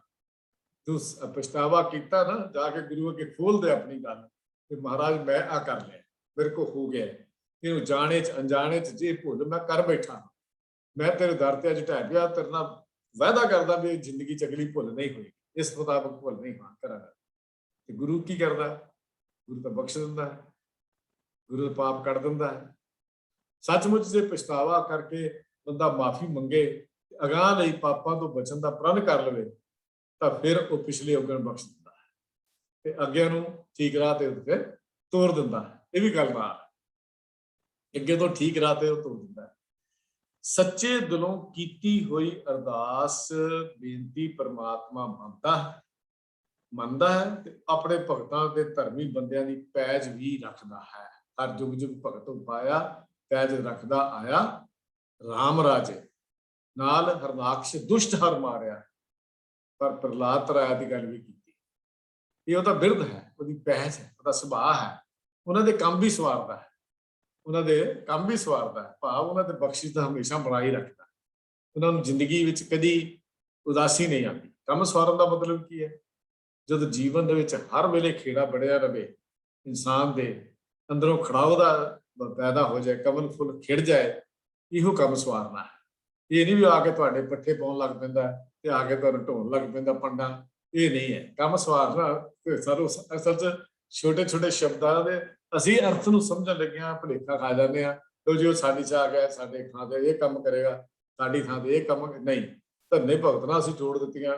ਲੋ ਜੀ ਉਹਨੇ ਤਾਂ ਉਹਦੇ ਪੱਠੇ ਪਾ ਦਿੱਤੇ, ਉਹਦਾ ਪਸ਼ੂਆਂ ਨੂੰ ਚਾਰਾ ਪਾ ਦਿੱਤਾ, ਫਲਾਣਾ ਪਾ ਦਿੱਤਾ, ਕੀ ਕੁਛ ਅਸੀਂ ਕਹਾਣੀਆਂ ਚੜ ਦਿੱਤੀਆਂ। ਉਹਨੇ ਕਿਹਾ ਤੂੰ ਰੋਟੀ ਖਾਏਗਾ ਤਾਂ ਖਾਊਂਗਾ, ਰੋਟੀ ਖਾਏਗਾ ਤਾਂ ਖਾਏਗਾ, ਜਦ ਕਿ ਧੰਨੇ ਧੰਨ ਪਾਇਆ ਧਰਨੀ ਧਰ, ਮਿਲ ਜਾਣ ਸੰਤ ਸਮਾਲਿਆ। ਕਿੱਡਾ ਸਪਸ਼ਟ ਸਿਧਾਂਤ ਸਾਡੇ ਕੋਲ ਹੋਵੇ ਤੇ ਅਸੀਂ ਫਿਰ ਕਹਾਣੀਆਂ ਘੜ ਕੇ ਉਹ ਧੰਨੇ ਨੂੰ ਪੱਥਰ ਦੀਆਂ ਜੋੜ ਕੇ ਅਸੀਂ ਉਹਦੇ ਨਾਲ ਲੈ ਕੇ ਬੈਠੇ ਰਹੀਏ, ਤੇ ਫਿਰ ਸਾਡੀ ਬਦਕਿਸਮਤੀ ਹੈ। ਤੇ ਸਾਡੇ ਸੱਚਮੁੱਚ ਹੀ ਬਦਕਿਸਮਤੀ ਹੈ ਜੇ ਅਸੀਂ ਉਹ ਕਹਾਣੀ ਨਾਲ ਜੁੜ ਗਏ ਤੇ ਗੁਰਬਾਣੀ ਨੂੰ ਛੱਡ ਦਿੱਤਾ। ਇਹ ਤਾਂ ਧੰਨੇ ਧੰਨ ਪਾਇਆ ਧਰਨੀ ਧਰ, ਮਿਲ ਜਨ ਸੰਤ ਸਮਾਲਿਆ। ਉਹਨੇ ਗੁਰਮੁਖਾਂ ਦੀ ਸੰਗਤ ਕਰਕੇ, ਗੁਰਮੁਖ ਪਿਆਰਿਆਂ ਦੀ ਸੰਗਤ 'ਚ ਬੈਠ ਕੇ, ਉਹਨਾਂ ਕੋਲੋਂ ਜੀਵਨ ਦੀ ਸੇਧ ਲੈ ਕੇ ਉਹਨੇ ਸੁਣਿਆ ਨਾ, ਗੋਬਿੰਦ ਗੋਬਿੰਦ ਗੋਬਿੰਦ ਸਿਉ ਨਾਮ ਦਿਓ ਮਨ ਲੀਨਾ। ਇਹ ਗੱਲ ਸੁਣੀ ਨਾ, ਨਾਮਦੇਵ ਦੀ, ਭਗਤ ਜੀ ਦੀ, ਕਬੀਰ ਜੀ ਦੀ ਸੁਣੀ, ਸੈਨ ਦੀ ਸੁਣੀ। ਕਹਿੰਦਾ ਜੇ ਇਹ ਕਰ ਸਕਦੇ ਨੇ, ਭਾਵੇਂ ਉਸ ਵੇਲੇ ਬਰਾਦਰੀ ਵੀ ਜਿਹਨਾਂ ਨੂੰ ਧੱਕੇ ਪੈਂਦੇ ਸਨ, ਸਮਾਜ ਇਹਨਾਂ ਨੂੰ ਦੁਰਕਾਰਦਾ ਸੀ, ਮੈਨੂੰ ਤਾਂ ਸਮਾਜ ਨੇ ਦੁਰਕਾਰਿਆ ਹੀ ਨਹੀਂ। ਤੇ ਜੇ ਮੈਂ ਪ੍ਰਮਾਤਮਾ ਨੂੰ ਯਾਦ ਕਰਾਂ ਤਾਂ ਮੈਨੂੰ ਨਹੀਂ ਮਿਲੇਗਾ। ਉਹਨੇ ਵੀ ਯਾਦ ਕੀਤਾ, ਧੰਨੇ ਧੰਨ ਪਾਇਆ ਧਰਨੀ ਧਰ, ਧਰਤੀ ਦਾ ਆਸਰਾ ਪ੍ਰਮਾਤਮਾ ਮਿਲ ਗਿਆ। ਕਿਵੇਂ? ਮਿਲ ਜਨ ਸੰਤ ਸਮਾਨੇ। ਤਾਂ ਉਹ ਧਰਮੀ ਬੰਦਿਆਂ ਦੀ ਪਹਿਚ ਰੱਖਦਾ ਹੈ ਤੇ ਉਹਨਾਂ ਦੇ ਕੰਮ ਸਵਾਰਦਾ। ਫਿਰ ਕੰਮ ਸਵਾਰਦੇ ਦੀ ਮੈਂ ਫਿਰ ਗੱਲ ਸਪਸ਼ਟ ਕਰਨੀ ਚਾਹੁੰਦਾ, ਇਹ ਕੰਮ ਫਿਜ਼ੀਕਲੀ ਨਹੀਂ ਸਵਾਰਦਾ, ਸਾਡੇ ਅੰਦਰ ਦੀ ਸੋਚ ਬਦਲਦਾ ਹੈ ਉਹ ਪ੍ਰਮਾਤਮਾ। ਅਸੀਂ ਕੰਮ ਹੀ ਉਹ ਕਰਦੇ ਹਾਂ ਜਿਹੜੇ ਕੰਮ ਵਧੀਆ ਹੀ ਹੁੰਦੇ। ਇਹ ਖਿਆਲ ਕਰਨਾ, ਇਸ ਗੱਲ ਨੂੰ ਅਸੀਂ ਸਮਝਣ ਲੱਗਿਆ ਬਹੁਤ ਵੱਡਾ ਟਪਲਾ ਜਿਹਾ ਖਾ ਜਾਂਦੇ ਆ। ਔਰ ਸਾਡਾ ਸਿੱਖ ਸਮਾਜ ਖਾਸ ਕਰਕੇ, ਔਰ ਸਿੱਖ ਸਮਾਜ ਦਾ ਸਿਧਾਂਤ ਜਿਹੜਾ ਹੈ ਉਹ ਇਹ ਧਰਮ ਦੇ ਬਾਰੇ ਜਿਹੜਾ ਸਿੱਖੀ ਦਾ ਸਿਧਾਂਤ ਹੈ ਉਹ ਇਹੋ ਗੱਲ ਸਿਖਾਉਂਦਾ ਕਿ ਪ੍ਰਮਾਤਮਾ ਕੰਮ ਵੀ ਸਵਾਰਦਾ ਹੈ। ਅੱਗੇ ਹੈ ਇਨਸਾਨ ਦੀ ਨਿੱਜੀ ਹਸਤੀ ਬਾਰੇ ਸਾਡੇ ਸਿੱਖ ਧਰਮ ਦਾ ਕੀ ਵਿਚਾਰ ਹੈ, ਕੁਛ ਇਹਦਾ ਵਿਚਾਰ ਕਰ ਲਈਏ ਆਪਾਂ। ਸਿੱਖ ਧਰਮ ਇਹ ਕਹਿੰਦਾ ਵੀ ਇਨਸਾਨ ਇੱਕ ਪਿਤਾ ਏਕਸ ਕੇ ਹਮ ਬਾਰਕ, ਤੂੰ ਮੇਰਾ ਗੁਰਹਾਈ। ਵੀ ਇਨਸਾਨ ਇੱਕੋ ਪਿਤਾ ਪਰਮਾਤਮਾ ਦੇ ਜਾਏ ਹੋਏ ਹਨ ਜਾਂ ਬੱਚੇ ਹਨ। ਇਨਸਾਨ ਇੱਕੋ ਪਿਤਾ ਪਰਮਾਤਮਾ ਦੇ ਪੈਦਾ ਕੀਤੇ ਹੋਏ ਬੱਚੇ ਹਨ। ਇਨਸਾਨ ਵਿੱਚ ਰੱਬ ਦੀ ਜੋਤ ਹੈ। ਇਹ ਸਿੱਖ ਧਰਮ ਇਹ ਗੱਲ ਪੂਰੀ ਤਰ੍ਹਾਂ ਮੰਨਦਾ ਹੈ, ਵਿੱਚ ਰੱਬੀ ਜੋਤ ਹੈ, ਮਨ ਤੋਂ ਜੋਤ ਸਰੂਪ ਹੈ, ਆਪਣਾ ਮੂਲ ਪਛਾਣ ਹੈ। ਇਹ ਸਰੀਰ ਸਭ ਧਰਮ ਹੈ। ਇਹਦੇ ਵਿੱਚ ਕੀ ਹੈ? ਸੱਚੇ ਦੀ ਜੋਤ ਹੈ। ਇਹ ਸੱਚੇ ਦੀ ਜੋਤ ਹੈ। ਸਿੱਖ ਧਰਮ ਇਹ ਗੱਲ ਮੰਨਦਾ ਇਨਸਾਨ ਦੀ ਹਸਤੀ ਬਾਰੇ, ਇਨਸਾਨ ਵਿੱਚ ਜੋਤ ਸੱਚੇ ਦੀ ਹੈ। ਮੈਂ ਬਾਰ-ਬਾਰ ਇਹ ਗੱਲ ਰਿਪੀਟ ਕਰਦਾ, ਇਨਸਾਨ ਦਾ ਜਨਮ ਬਿਨਾਂ ਪ੍ਰਮਾਤਮਾ ਦੀ ਜੋਤ ਤੋਂ ਨਹੀਂ ਹੋ ਸਕਦਾ। ਕੋਈ ਦੁਨੀਆ ਦਾ ਡਾਕਟਰ ਕੁਝ ਵੀ ਨਹੀਂ ਕਰ ਸਕਦਾ ਜੇ ਪ੍ਰਮਾਤਮਾ ਆਪਣੀ ਉਹ ਜੋਤ ਨਹੀਂ ਰੱਖਦਾ। ਇਹ ਜੋ ਮਰਜ਼ੀ ਅਸੀਂ ਕਹੀ ਜਾਈਏ ਜੀ, IVF ਹੋ ਗਏ, ਫਲਾਣੀ ਆ ਗਈ, ਟੈਸਟ ਟਿਊਬ ਬਣ ਗਿਆ, ਜੋ ਮਰਜ਼ੀ, ਜਦ ਤੱਕ ਨਿਰੰਕਾਰ ਨੇ ਉਹ ਜੋਤ ਨਹੀਂ ਟਿਕਾਉਣੀ, ਇਨਸਾਨ ਦਾ ਜਨਮ ਨਹੀਂ ਹੋਣਾ। ਇਹ ਜੋ ਮਰਜ਼ੀ ਅਸੀਂ ਅੱਜ ਫਾਰਮੂਲੇ ਅਪਣਾ ਲਈਏ, ਕਰ ਲਈਏ, ਇਹ ਗੱਲ ਨੂੰ ਮੰਨਣਾ ਹੀ ਪਏਗਾ, ਸਵੀਕਾਰਨਾ ਹੀ ਪਏਗਾ। ਔਰ ਅਖੀਰ ਫਿਰ ਇਹ ਸ਼ਕਤੀ ਕਿਹੜੀ ਹੈ ਜੋਤ ਰੱਖਣ ਵਾਲੀ? ਸਭ ਕੁਝ ਕਰ ਸਕਦੇ ਨੇ, ਡਾਕਟਰ ਇਹ ਕਰ ਸਕਦੇ ਨੇ, ਤਰੀਕੇ ਵਰਤ ਸਕਦੇ ਆ, ਲੇਕਿਨ ਕਈ ਵਰਤੇ ਹੋਏ ਤਰੀਕੇ ਫੇਲ ਹੋ ਜਾਂਦੇ ਨੇ। ਕੀ ਜੀ ਨਹੀਂ ਗੱਲ ਬਣੀ ਫਰਟਾਲ ਕਿਉਂ ਨਹੀਂ ਹੋਇਆ, ਕੀ ਹੋਇਆ, ਜਦ ਜੋਤ ਨਹੀਂ ਰੱਖੀ। ਕਈ ਵਾਰੀ ਕੀ ਹੁੰਦਾ ਹੈ, ਉੱਥੇ ਤੱਕ ਕੰਮ ਪਹੁੰਚ ਵੀ ਜਾਂਦਾ ਹੈ, ਲੇਕਿਨ ਫਿਰ ਉਹ ਲਹੂ ਮਾਸ ਦੇ ਲੋਥੜੇ ਤੋਂ ਬਾਅਦ ਖਤਮ ਹੋ ਜਾਂਦਾ, ਕਿਉਂਕਿ ਪ੍ਰਮਾਤਮਾ ਨੇ ਆਪਣੀ ਜੋਤ ਉਹਦੇ 'ਚ ਨਹੀਂ ਰੱਖੀ। ਤੋ ਇਹ ਕੇਤੇ ਗਰਭ ਗਲੇ ਦੀ ਗੱਲ ਜਿਹੜੀ ਗੁਰਬਾਣੀ ਨੇ ਕੀਤੀ ਹੈ ਨਾ, ਕੇਤੇ ਗਰਭ ਗਲੇ ਵੀ ਬਹੁਤ ਹੈ, ਜੇ ਉਹ ਗਰਭ ਗਲੇ ਕੌਣ ਹੈ, ਜਿਨ੍ਹਾਂ 'ਚ ਜੋਤ ਨਹੀਂ ਰੱਖੀ, ਜਿਸ ਨੂੰ ਮਾਲਕ ਨੇ ਸੰਸਾਰ ਤੇ ਆਉਣ ਦਾ ਮੌਕਾ ਹੀ ਨਹੀਂ ਦਿੱਤਾ। ਇਹ ਗੱਲ ਸਿੱਖ ਧਰਮ ਇਹ ਗੱਲ ਦਾ ਵੀ ਇਨਸਾਨ ਜਿਹੜਾ ਹੈ ਰੱਬੀ ਜੋਤ ਇਹਦੇ ਵਿੱਚ ਹੈ, ਇਨਸਾਨੀ ਆਤਮਾ ਜੋਤ ਸਰੂਪ ਹੈ, ਇਨਸਾਨੀ ਆਤਮਾ ਜੋਤ ਸਰੂਪ ਹੈ। ਹਰੇਕ ਇਨਸਾਨ ਦੇ ਅੰਦਰ ਪਰਮਾਤਮਾ ਦਾ ਵਾਸ ਹੈ, ਜਾਂ ਹਰੇਕ ਇਨਸਾਨ ਦੇ ਅੰਦਰ ਪਰਮਾਤਮਾ ਦਾ ਵਾਸਾ ਹੈ, ਪਰ ਜੀਵ ਤੇ ਪਰਮਾਤਮਾ ਵਿਚਕਾਰ ਹਉਮੈ ਦਾ ਪਰਦਾ ਤੇ ਕੰਧ ਹੈ। ਦਿਸਦਾ ਕਿਉਂ ਨਹੀਂ? ਫਿਰ ਕਿਉਂ ਨਹੀਂ ਦਿਸਦਾ? ਕਿਉਂਕਿ ਭੰਬੀਰੀ ਤੋਂ ਵੀ ਬਰੀਕ ਹੈ। ਭੰਬੀਰੀ ਦੇ ਪਰਦਾ ਜਾਂ ਖੰਭ ਹੁੰਦਾ ਹੈ ਬਹੁਤ ਬਰੀਕ ਹੁੰਦਾ, ਪਰ ਉਦੋਂ ਬਰੀਕ ਵੀ ਅਗਰ ਪਰਦਾ ਹਉਮੈ ਦਾ ਬਣ ਜਾ ਤਾਂ ਵੀ ਨਹੀਂ ਦਿਸਦਾ। ਉਹ ਕਹਿੰਦੇ ਨੇ ਵੱਡੇ ਪਰਦੇ ਤਾਂ ਗੱਲ ਛੱਡ ਦੂੰ, ਬਰੀਕ ਤੋਂ ਬਰੀਕ ਭੰਬੀਰੀ ਦੇ ਪੰਖ ਤੋਂ ਵੀ ਪਰਦਾ ਜੇ ਬਰੀਕ ਬਣਿਆ ਤਾਂ ਵੀ ਨਹੀਂ ਦਿੰਦੇ। ਕਿਉਂ? ਹਉਮੈ ਦੀ ਦਾ ਰੋਗ ਜਿਹੜਾ ਮਨੁੱਖ ਨੂੰ ਮਿਲਿਆ ਹੋਇਆ, ਇਹਦੇ 'ਚ ਉਹ ਪਰਦਾ ਮਾਲਕ ਨੇ ਨਾਲ ਪਾ ਕੇ ਭੇਜਿਆ ਜਾਂ ਕੰਧ ਕਰ ਦਿੱਤੀ ਹੈ ਕਿ ਸਚਿਆਰਾ ਹੋਈ ਹੈ ਕਿ ਕੂੜਾ ਟੁੱਟਾ ਪਾਰ। ਇਹ ਕੂੜ ਦੀ ਕੰਧ ਕੀ ਹੈ? ਹਉਮੈ ਦੀ ਕੰਧ। ਇਹ ਕੰਧ ਕਿਵੇਂ ਟੁੱਟੇਗੀ? ਉਹ ਹੁਕਮ ਰਜਾਈ ਚੱਲਣ ਦੀ ਕੰਧ, ਉਹ ਤਾਂ ਟੁੱਟੇਗੀ।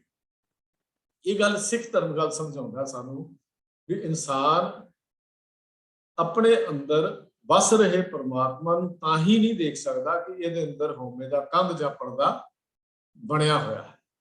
ਇਹ ਵੀ ਗੱਲ ਸਾਨੂੰ ਸਿੱਖ ਧਰਮ ਨੇ ਜਿਹੜੀ ਹੈ ਉਹ ਸਾਨੂੰ ਸਿਖਾਈ। ਫਿਰ ਇਹ ਵੀ ਗੱਲ ਸਾਨੂੰ ਗੁਰਬਾਣੀ ਕਹਿੰਦੀ ਹੈ ਕਿ ਬਹੁਤ ਵੱਡੇ ਭਾਗਾਂ ਨਾਲ ਇਨਸਾਨ ਨੂੰ ਮਨੁੱਖਾ ਜਨਮ ਮਿਲਦਾ ਹੈ, ਉਹਦੀ ਕਿਰਪਾ ਦੇ ਨਾਲ, ਜਿਹਨੂੰ ਅਸੀਂ ਜੋਤ ਦੇ ਰਾਜ ਸਾਹਿਬ ਵਿੱਚ ਪੜ੍ਹਦੇ ਹਾਂ, ਭਈ ਪ੍ਰਾਪਤ ਮਾਨੁਖ ਦੇ ਹੁਰੀਆ ਗੋਬਿੰਦ ਮਿਲਨ ਕੀ ਇਹ ਤੇਰੀ ਬਰੀ। ਇਹ ਉਹਦੀ ਕਿਰਪਾ ਹੋਈ ਤੇ ਮਿਲਿਆ, ਇਹ ਉਹਦੀ ਕਿਰਪਾ ਹੋਈ ਤਾਂ ਮਿਲਿਆ, ਨਹੀਂ ਤਾਂ ਬਹੁਤ ਸਾਰੇ ਸਾਡੇ ਜੂਨਾ ਹੋਰ ਵੀ ਭਟਕ ਰਹੀਆਂ ਨੇ। ਕਈ ਜਨਮ ਪੇ ਕੀਟ ਪਤੰਗਾ, ਕਈ ਜਨਮ ਕਾ ਜ਼ਮੀਨ ਕਰੰਗਾ, ਕਈ ਜਨਮ ਪੰਖੀ ਸਰਪ ਹੋਇਓ, ਕਈ ਜਨਮ ਹੈਵਰੂ ਬ੍ਰਿਕਸ ਜੋ ਮਿਲ ਜਗਦੀਸ਼ ਮਿਲਣ ਕੀ ਬਰੀਆ ਚਰਨਕਾਰ ਇਹ ਦੇਸ ਜਰੀਆ। ਸਿੱਖੀਜ਼ਮ ਇਹ ਕਹਿੰਦਾ ਹੈ ਮਨੁੱਖੀ ਦੇਹ ਜਾਂ ਸਰੀਰ ਵੱਡੇ ਭਾਗਾਂ ਨਾਲ ਭਗਤ ਦੇ ਜੀ ਜਾਂ ਕਮਾਈ ਜਾਂ ਸਾਡੀ ਮਿਹਨਤ ਤਾਂ ਨਹੀਂ, ਅਕਾਲ ਪੁਰਖ ਦੀ ਬਖਸ਼ਿਸ਼ ਨਾਲ ਮਿਲਦਾ। ਜਦੋਂ ਉਹ ਕਿਰਪਾ ਕਰਦਾ ਹੈ ਉਦੋਂ ਸਾਨੂੰ ਨਿਰੰਕਾਰ ਇਸ ਸੰਸਾਰ ਵਿੱਚ ਮਨੁੱਖਾ ਦੇਹ ਦੇ ਕੇ ਭੇਜਦਾ ਹੈ, ਤੇ ਇਸ ਨੂੰ ਠੀਕ ਤਰ੍ਹਾਂ ਵਰਤਣ ਦੇ ਨਾਲ ਹੀ ਪਰਮਾਤਮਾ ਦੇ ਨਾਲ ਮਿਲਾਪ ਜਿਹੜਾ ਹੈ ਉਹ ਹੋ ਸਕਦਾ ਹੈ। ਇਸ ਨੂੰ ਠੀਕ ਤਰ੍ਹਾਂ ਵਰਤਣ ਦੇ, ਜੇ ਇਸ ਨੂੰ ਠੀਕ ਤਰ੍ਹਾਂ ਅਸੀਂ ਵਰਤੋਂ ਨਹੀਂ ਕਰਦੇ ਫਿਰ ਸਾਡਾ ਮਿਲਾਪ ਵੀ ਜਿਹੜਾ ਨਹੀਂ ਹੋ ਸਕਦਾ। ਇਹ ਸਰੀਰ ਇੱਕ ਭਾਰ ਜਾਂ ਸ਼ਰਾਬ ਨਹੀਂ ਹੈ। ਆਪਾਂ ਸਮਝ ਲਈ ਵੀ ਕੋਈ ਭਾਰ ਹੈ ਜੀ, ਇੰਨੇ ਕਿਲੋ ਭਾਰ ਚੁੱਕੀ ਫਿਰਦੇ ਆ, ਜਾਂ ਸ਼ਰਾਬ ਹੈ ਜੀ ਕਿਹਨੇ ਦੇਤਾ, ਜਾਂ ਉਹਨੇ ਫਲਾਣੇ ਰਿਸ਼ੀ ਨੇ ਸ਼ਰਾਬ ਦਿੱਤਾ ਉਹਨੂੰ ਉਹ ਜੂਨ ਚ ਪਾਤਾ। ਇਹ ਭਾਰ ਜਾਂ ਸ਼ਰਾਬ ਨਹੀਂ ਹੈ। ਜਿਹੜਾ ਸਾਨੂੰ ਪਰਮਾਤਮਾ ਨੇ ਸਾਨੂੰ ਜਿਹੜੀ ਦੇਹ ਬਖਸ਼ੀ ਹੈ ਨਾ, ਇਹ ਕੋਈ ਭਾਰ ਜਾਂ ਸ਼ਰਾਬ ਨਹੀਂ ਹੈ। ਇਹ ਤਾਂ ਆਪਣੇ ਆਪ ਨੂੰ ਕਹਿ ਲਈਏ ਭੁੱਖੇ ਰੱਖ ਕੇ, ਨਤਾਣਾ ਕਰਕੇ, ਕਮਜ਼ੋਰ ਕਰਕੇ, ਇਹ ਸਮਝੇ ਵੀ ਇਹਦੇ ਤੋਂ ਆਪਾਂ ਕਮਜ਼ੋਰ ਕਰ ਲਈਏ, ਇਹ ਚ ਵਿਕਾਰ ਪੈਦਾ ਹੋਣ, ਇਹੋ ਜਿਹੀਆਂ ਸੋਚਾਂ ਨਿਰਮੂਲ ਹਨ। ਸਿੱਖ ਧਰਮ ਇਹਨਾਂ ਗੱਲਾਂ ਨਾਲ ਸਹਿਮਤ ਨਹੀਂ ਹੁੰਦਾ। ਉਹ ਕਹਿੰਦਾ ਇਹ ਤੇਰੀ ਬਖਸ਼ਿਸ਼ ਹੈ ਜਿਹੜੀ ਮਨੁੱਖਾਂ ਦੇ ਮਿਲੀ ਹੈ, ਇਹਨੂੰ ਕਮਜ਼ੋਰ ਜਾਂ ਨਿਰਬਲ ਕਰਨ ਦੇ ਲਈ ਨਹੀਂ ਹੈ। ਇਹਦੇ ਭੁੱਖੇ ਰਹਿਣ ਦੇ ਨਾਲ, ਜੰਗਲਾਂ 'ਚ ਜਾਣ ਦੇ ਨਾਲ, ਤਪ ਸਾਧਨਾ ਕਰਨ ਦੇ ਨਾਲ, ਕਿਉਂ ਕਈ ਜੂਨਾਂ ਭਟਕਣ ਤੋਂ ਬਾਅਦ ਤੈਨੂੰ ਇਹ ਜੀਵਨ ਮਿਲੀ ਹੈ। ਇਹਨੂੰ ਐਵੇਂ ਭੰਗ ਦੇ ਪਹਾੜੇ ਗਵਾਉਣਾ ਜਿਹੜਾ ਹੈ ਇਹ ਚੰਗਾ ਕੰਮ ਨਹੀਂ, ਇਹ ਮੰਦਾ ਕੰਮ ਹੈ, ਮਾੜਾ ਕੰਮ ਹੈ। ਐਵੇਂ ਇਹਨੂੰ ਰੋੜ ਦੇਣਾ, ਅਜਾਈ ਗਵਾ ਦੇਣਾ। ਇਹ ਸਰੀਰ ਤਾਂ ਗੁਰੂ ਪਾਤਸ਼ਾਹ ਕਹਿੰਦੇ ਨੇ ਬੰਦੇ ਨਿੱਜੀ ਹਸਤੀ ਬਾਰੇ ਜਦੋਂ ਕਹਿੰਦੇ ਆ ਹਰਮੰਦਰ ਇਹ ਸਰੀਰ ਹੈ, ਇਹ ਤਾਂ ਮੇਰੇ ਪਿਆਰੇ ਦਾ ਮੰਦਰ ਹੈ, ਹਰੀ ਦੇ ਰਹਿਣ ਦਾ ਘਰ ਹੈ। ਜਿਹੜੇ ਮੇਰੇ ਗੁਰੂ ਪਾਤਸ਼ਾਹ ਜੀ ਕਹਿੰਦੇ ਨੇ ਵੀ ਇਹ ਤਾਂ ਮੇਰੇ ਪ੍ਰੀਤਮ ਦਾ ਘਰ ਹੈ, ਕੀ ਉਹਦਾ ਘਰ ਢਾਹ ਦੇਵੇਂਗਾ, ਕਿ ਉਸ ਘਰ ਨੂੰ ਸਾੜ ਕਮਜ਼ੋਰ ਕਰ ਦੇਵੇਂਗਾ, ਕਿ ਉਸ ਘਰ ਦੀਆਂ ਕੰਧਾਂ ਨੂੰ ਪਿਲਪਲੀਆਂ ਕਰ ਦੇਵੇਂਗਾ, ਕਿ ਉਸ ਘਰ ਦੀਆਂ ਕੰਧਾਂ ਵਿੱਚ ਮੋਰੀਆਂ ਕਰ ਦੇਵੇਂਗਾ, ਕਿ ਉਸ ਘਰ ਦੀਆਂ ਕੰਧਾਂ ਦੀਆਂ ਜੜ੍ਹਾਂ 'ਚ ਪਾਣੀ ਪਾ ਦੇਵੇਂਗਾ। ਇਹਦੀ ਸੋਚ ਤਾਂ ਸਹੀ ਇਹ ਗੱਲ, ਕਿਉਂਕਿ ਮੇਰੇ ਪਿਆਰੇ ਦਾ, ਮੇਰੇ ਪ੍ਰੀਤਮ ਦੇ ਰਹਿਣ ਦਾ ਇਹ ਘਰ ਹੈ। ਇਹ ਜਿਹੜਾ ਜਿੱਥੇ ਉਹਨੇ ਜੋਤ ਟਿਕਾਈ ਹੈ ਸਰੀਰ ਰੂਪੀ ਬੜੀ, ਇਹ ਘਰ ਹੈ ਨਾ। ਘਰ ਦੇ ਅਰਥ ਇੱਕ ਮਕਾਨ ਹੈ, ਇੱਕ ਘਰ ਦਾ ਅਰਥ ਰਾਗ ਨਾਲ ਸੰਬੰਧ ਰੱਖਦਾ। ਇੱਕ ਘਰ ਇਹ ਘਰ ਹੈ ਜਿਹੜਾ ਸਰੀਰ ਦਾ ਘਰ ਸਾਡਾ। ਇਸ ਘਰ ਦੇ ਵਿੱਚ ਪ੍ਰਮਾਤਮਾ ਰਹਿੰਦਾ, ਜਿਸ ਘਰ ਦੇ ਵਿੱਚ ਇੱਕ ਘਰ ਵਿੱਚ ਅਸੀਂ ਰਹਿੰਦੇ ਆ, ਇੱਕ ਘਰ ਵਿੱਚ ਰਾਗਾਂ ਦੀ ਗੱਲ ਹੁੰਦੀ, ਇੱਕ ਮੇਰੇ ਘਰ ਵਿੱਚ ਮੇਰਾ ਪ੍ਰਮਾਤਮਾ ਰਹਿੰਦਾ।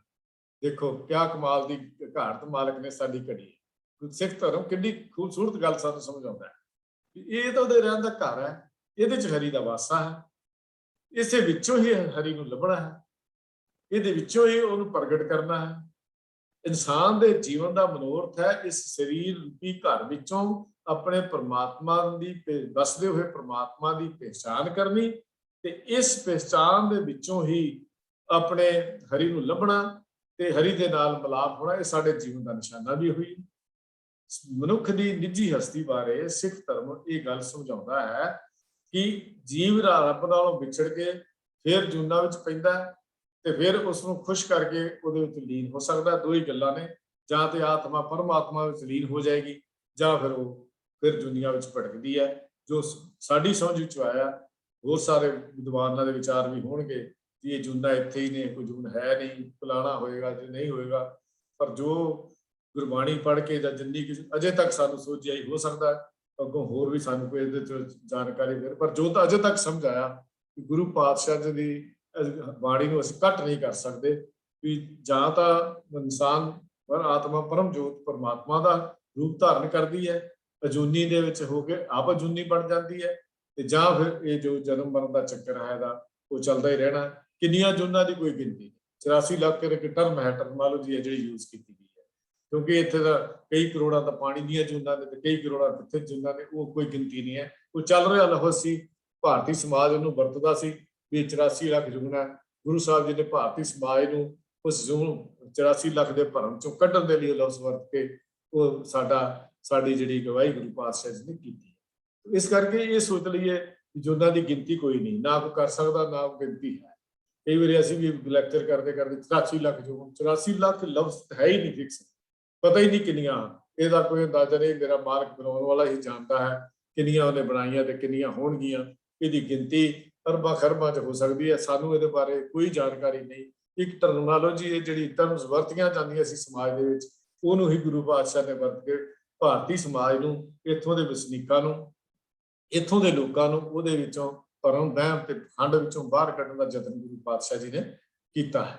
ਤੋ ਇਸ ਕਰਕੇ ਇਹ ਜਿਹੜੀ ਆਪਾਂ ਇਹ ਗੱਲ ਕਹਿ ਲਈਏ ਕਿ ਦੋ ਚੀਜ਼ਾਂ ਬੜੀਆਂ ਸਪਸ਼ਟ ਨੇ ਵੀ ਜਾਂ ਆਤਮਾ ਦਾ ਪਰਮਾਤਮਾ ਨਾਲ ਮਿਲਾਪ ਹੈ ਤੇ ਜਾਂ ਫਿਰ ਜੂਨਾਂ ਤੇ ਭਟਕਣਾ ਹੈ।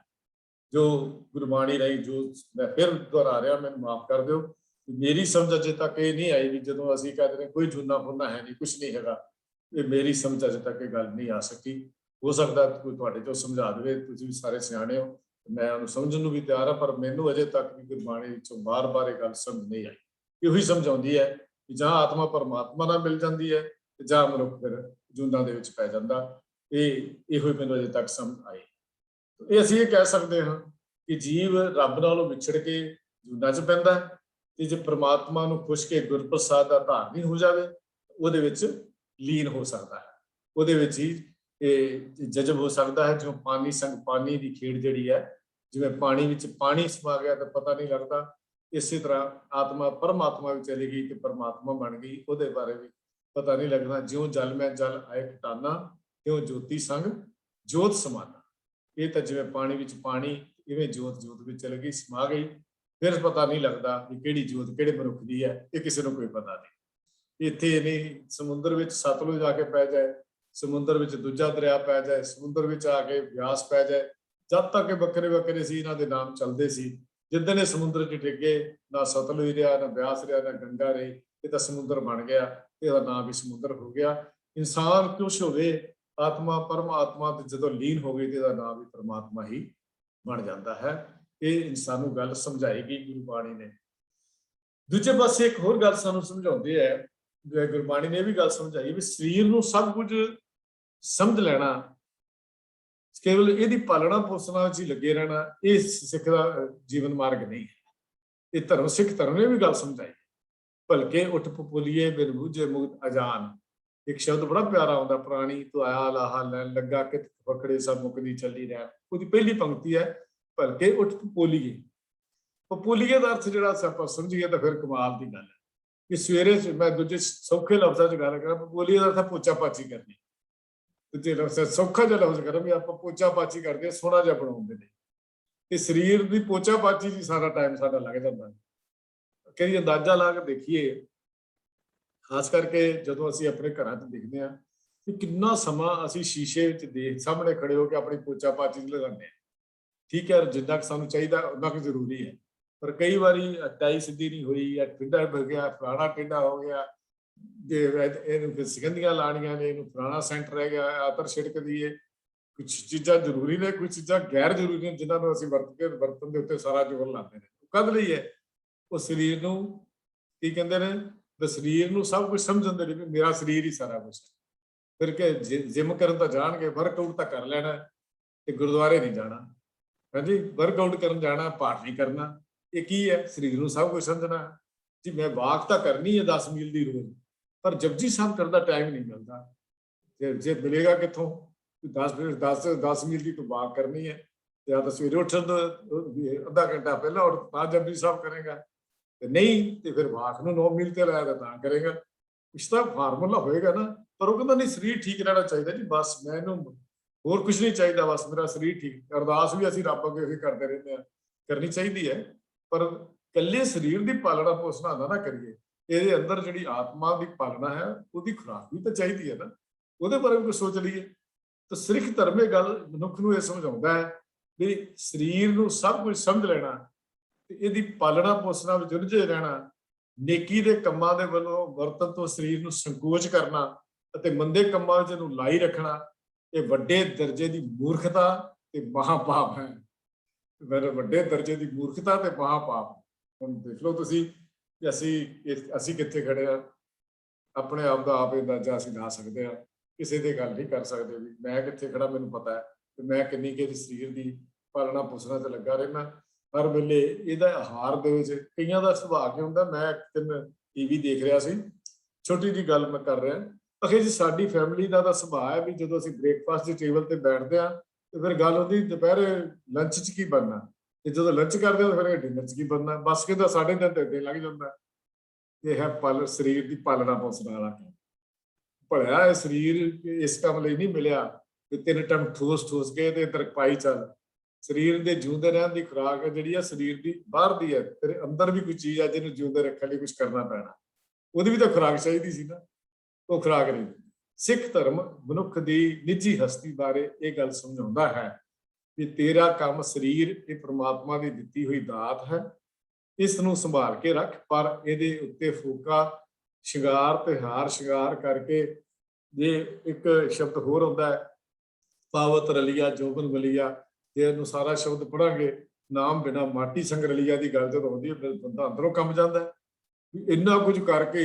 ਕਾਨ ਕੁੰਡਲੀਆ ਸ਼ਬਦ ਮੈਨੂੰ ਜ਼ਮਾਨੀ ਪੂਰਾ ਯਾਦ ਨਹੀਂ ਆ ਰਿਹਾ, ਮੈਂ ਆਪ ਜੀ ਨੇ ਸ਼ੇਅਰ ਨਹੀਂ ਕਰ ਸਕਦਾ, ਲੇਕਿਨ ਮੈਂ ਜਦੋਂ ਸ਼ਬਦ ਨੂੰ ਸੁਣਦਾ, ਭਾਈ ਹਰਜਿੰਦਰ ਸਿੰਘ ਜੀ ਨੇ ਪੜਿਆ ਹੋਇਆ ਸ਼ਬਦ ਹੈ, ਉਹਨਾਂ ਨੇ ਵੀ ਗਾਇਆ ਹੋਇਆ, ਗਾਇਨ ਕੀਤਾ ਹੋਇਆ, ਪਰ ਉਹ ਮੈਨੂੰ ਲੱਗਦਾ ਵੀ ਪਤਾ ਨਹੀਂ ਇੰਨੀ ਗੁਰੂ ਸਾਹਿਬ ਜੀ ਨੇ ਸਾਨੂੰ ਇੰਨੀ ਸੇਧ ਦੇਣ ਦੇ ਬਾਵਜੂਦ ਵੀ ਸਾਨੂੰ ਸਮਝ ਨਹੀਂ ਆਈ ਵੀ ਇੰਨੇ ਦੁਨੀਆ ਦੇ ਪਦਾਰਥ ਹੋਣ, ਸਭ ਕੁਝ ਹੋਵੇ ਤੇ ਗੁਰੂ ਸਾਹਿਬ ਸਾਨੂੰ ਇੱਕ ਗੱਲ ਕਹਿੰਦੇ, ਨਾਮ ਬਿਨਾ ਮਾਟੀ ਸੰਗ ਰਲੀਆ। ਤੇ ਸਾਨੂੰ ਗੁਰੂ ਸਾਹਿਬ ਇਹ ਗੱਲ ਕਹਿਣ ਤੇ ਅਸੀਂ ਉਹ ਸਾਰਾ ਕੁਝ, ਸਾਡਾ ਸਾਰਾ ਯਤਨ ਜਿਹੜਾ ਹੈ ਉਸ ਪਾਸੇ ਲੱਗ ਜਾਏ, ਇਧਰਲੇ ਪਾਸੇ ਯਤਨ ਹੀ ਨਾ ਹੋਵੇ।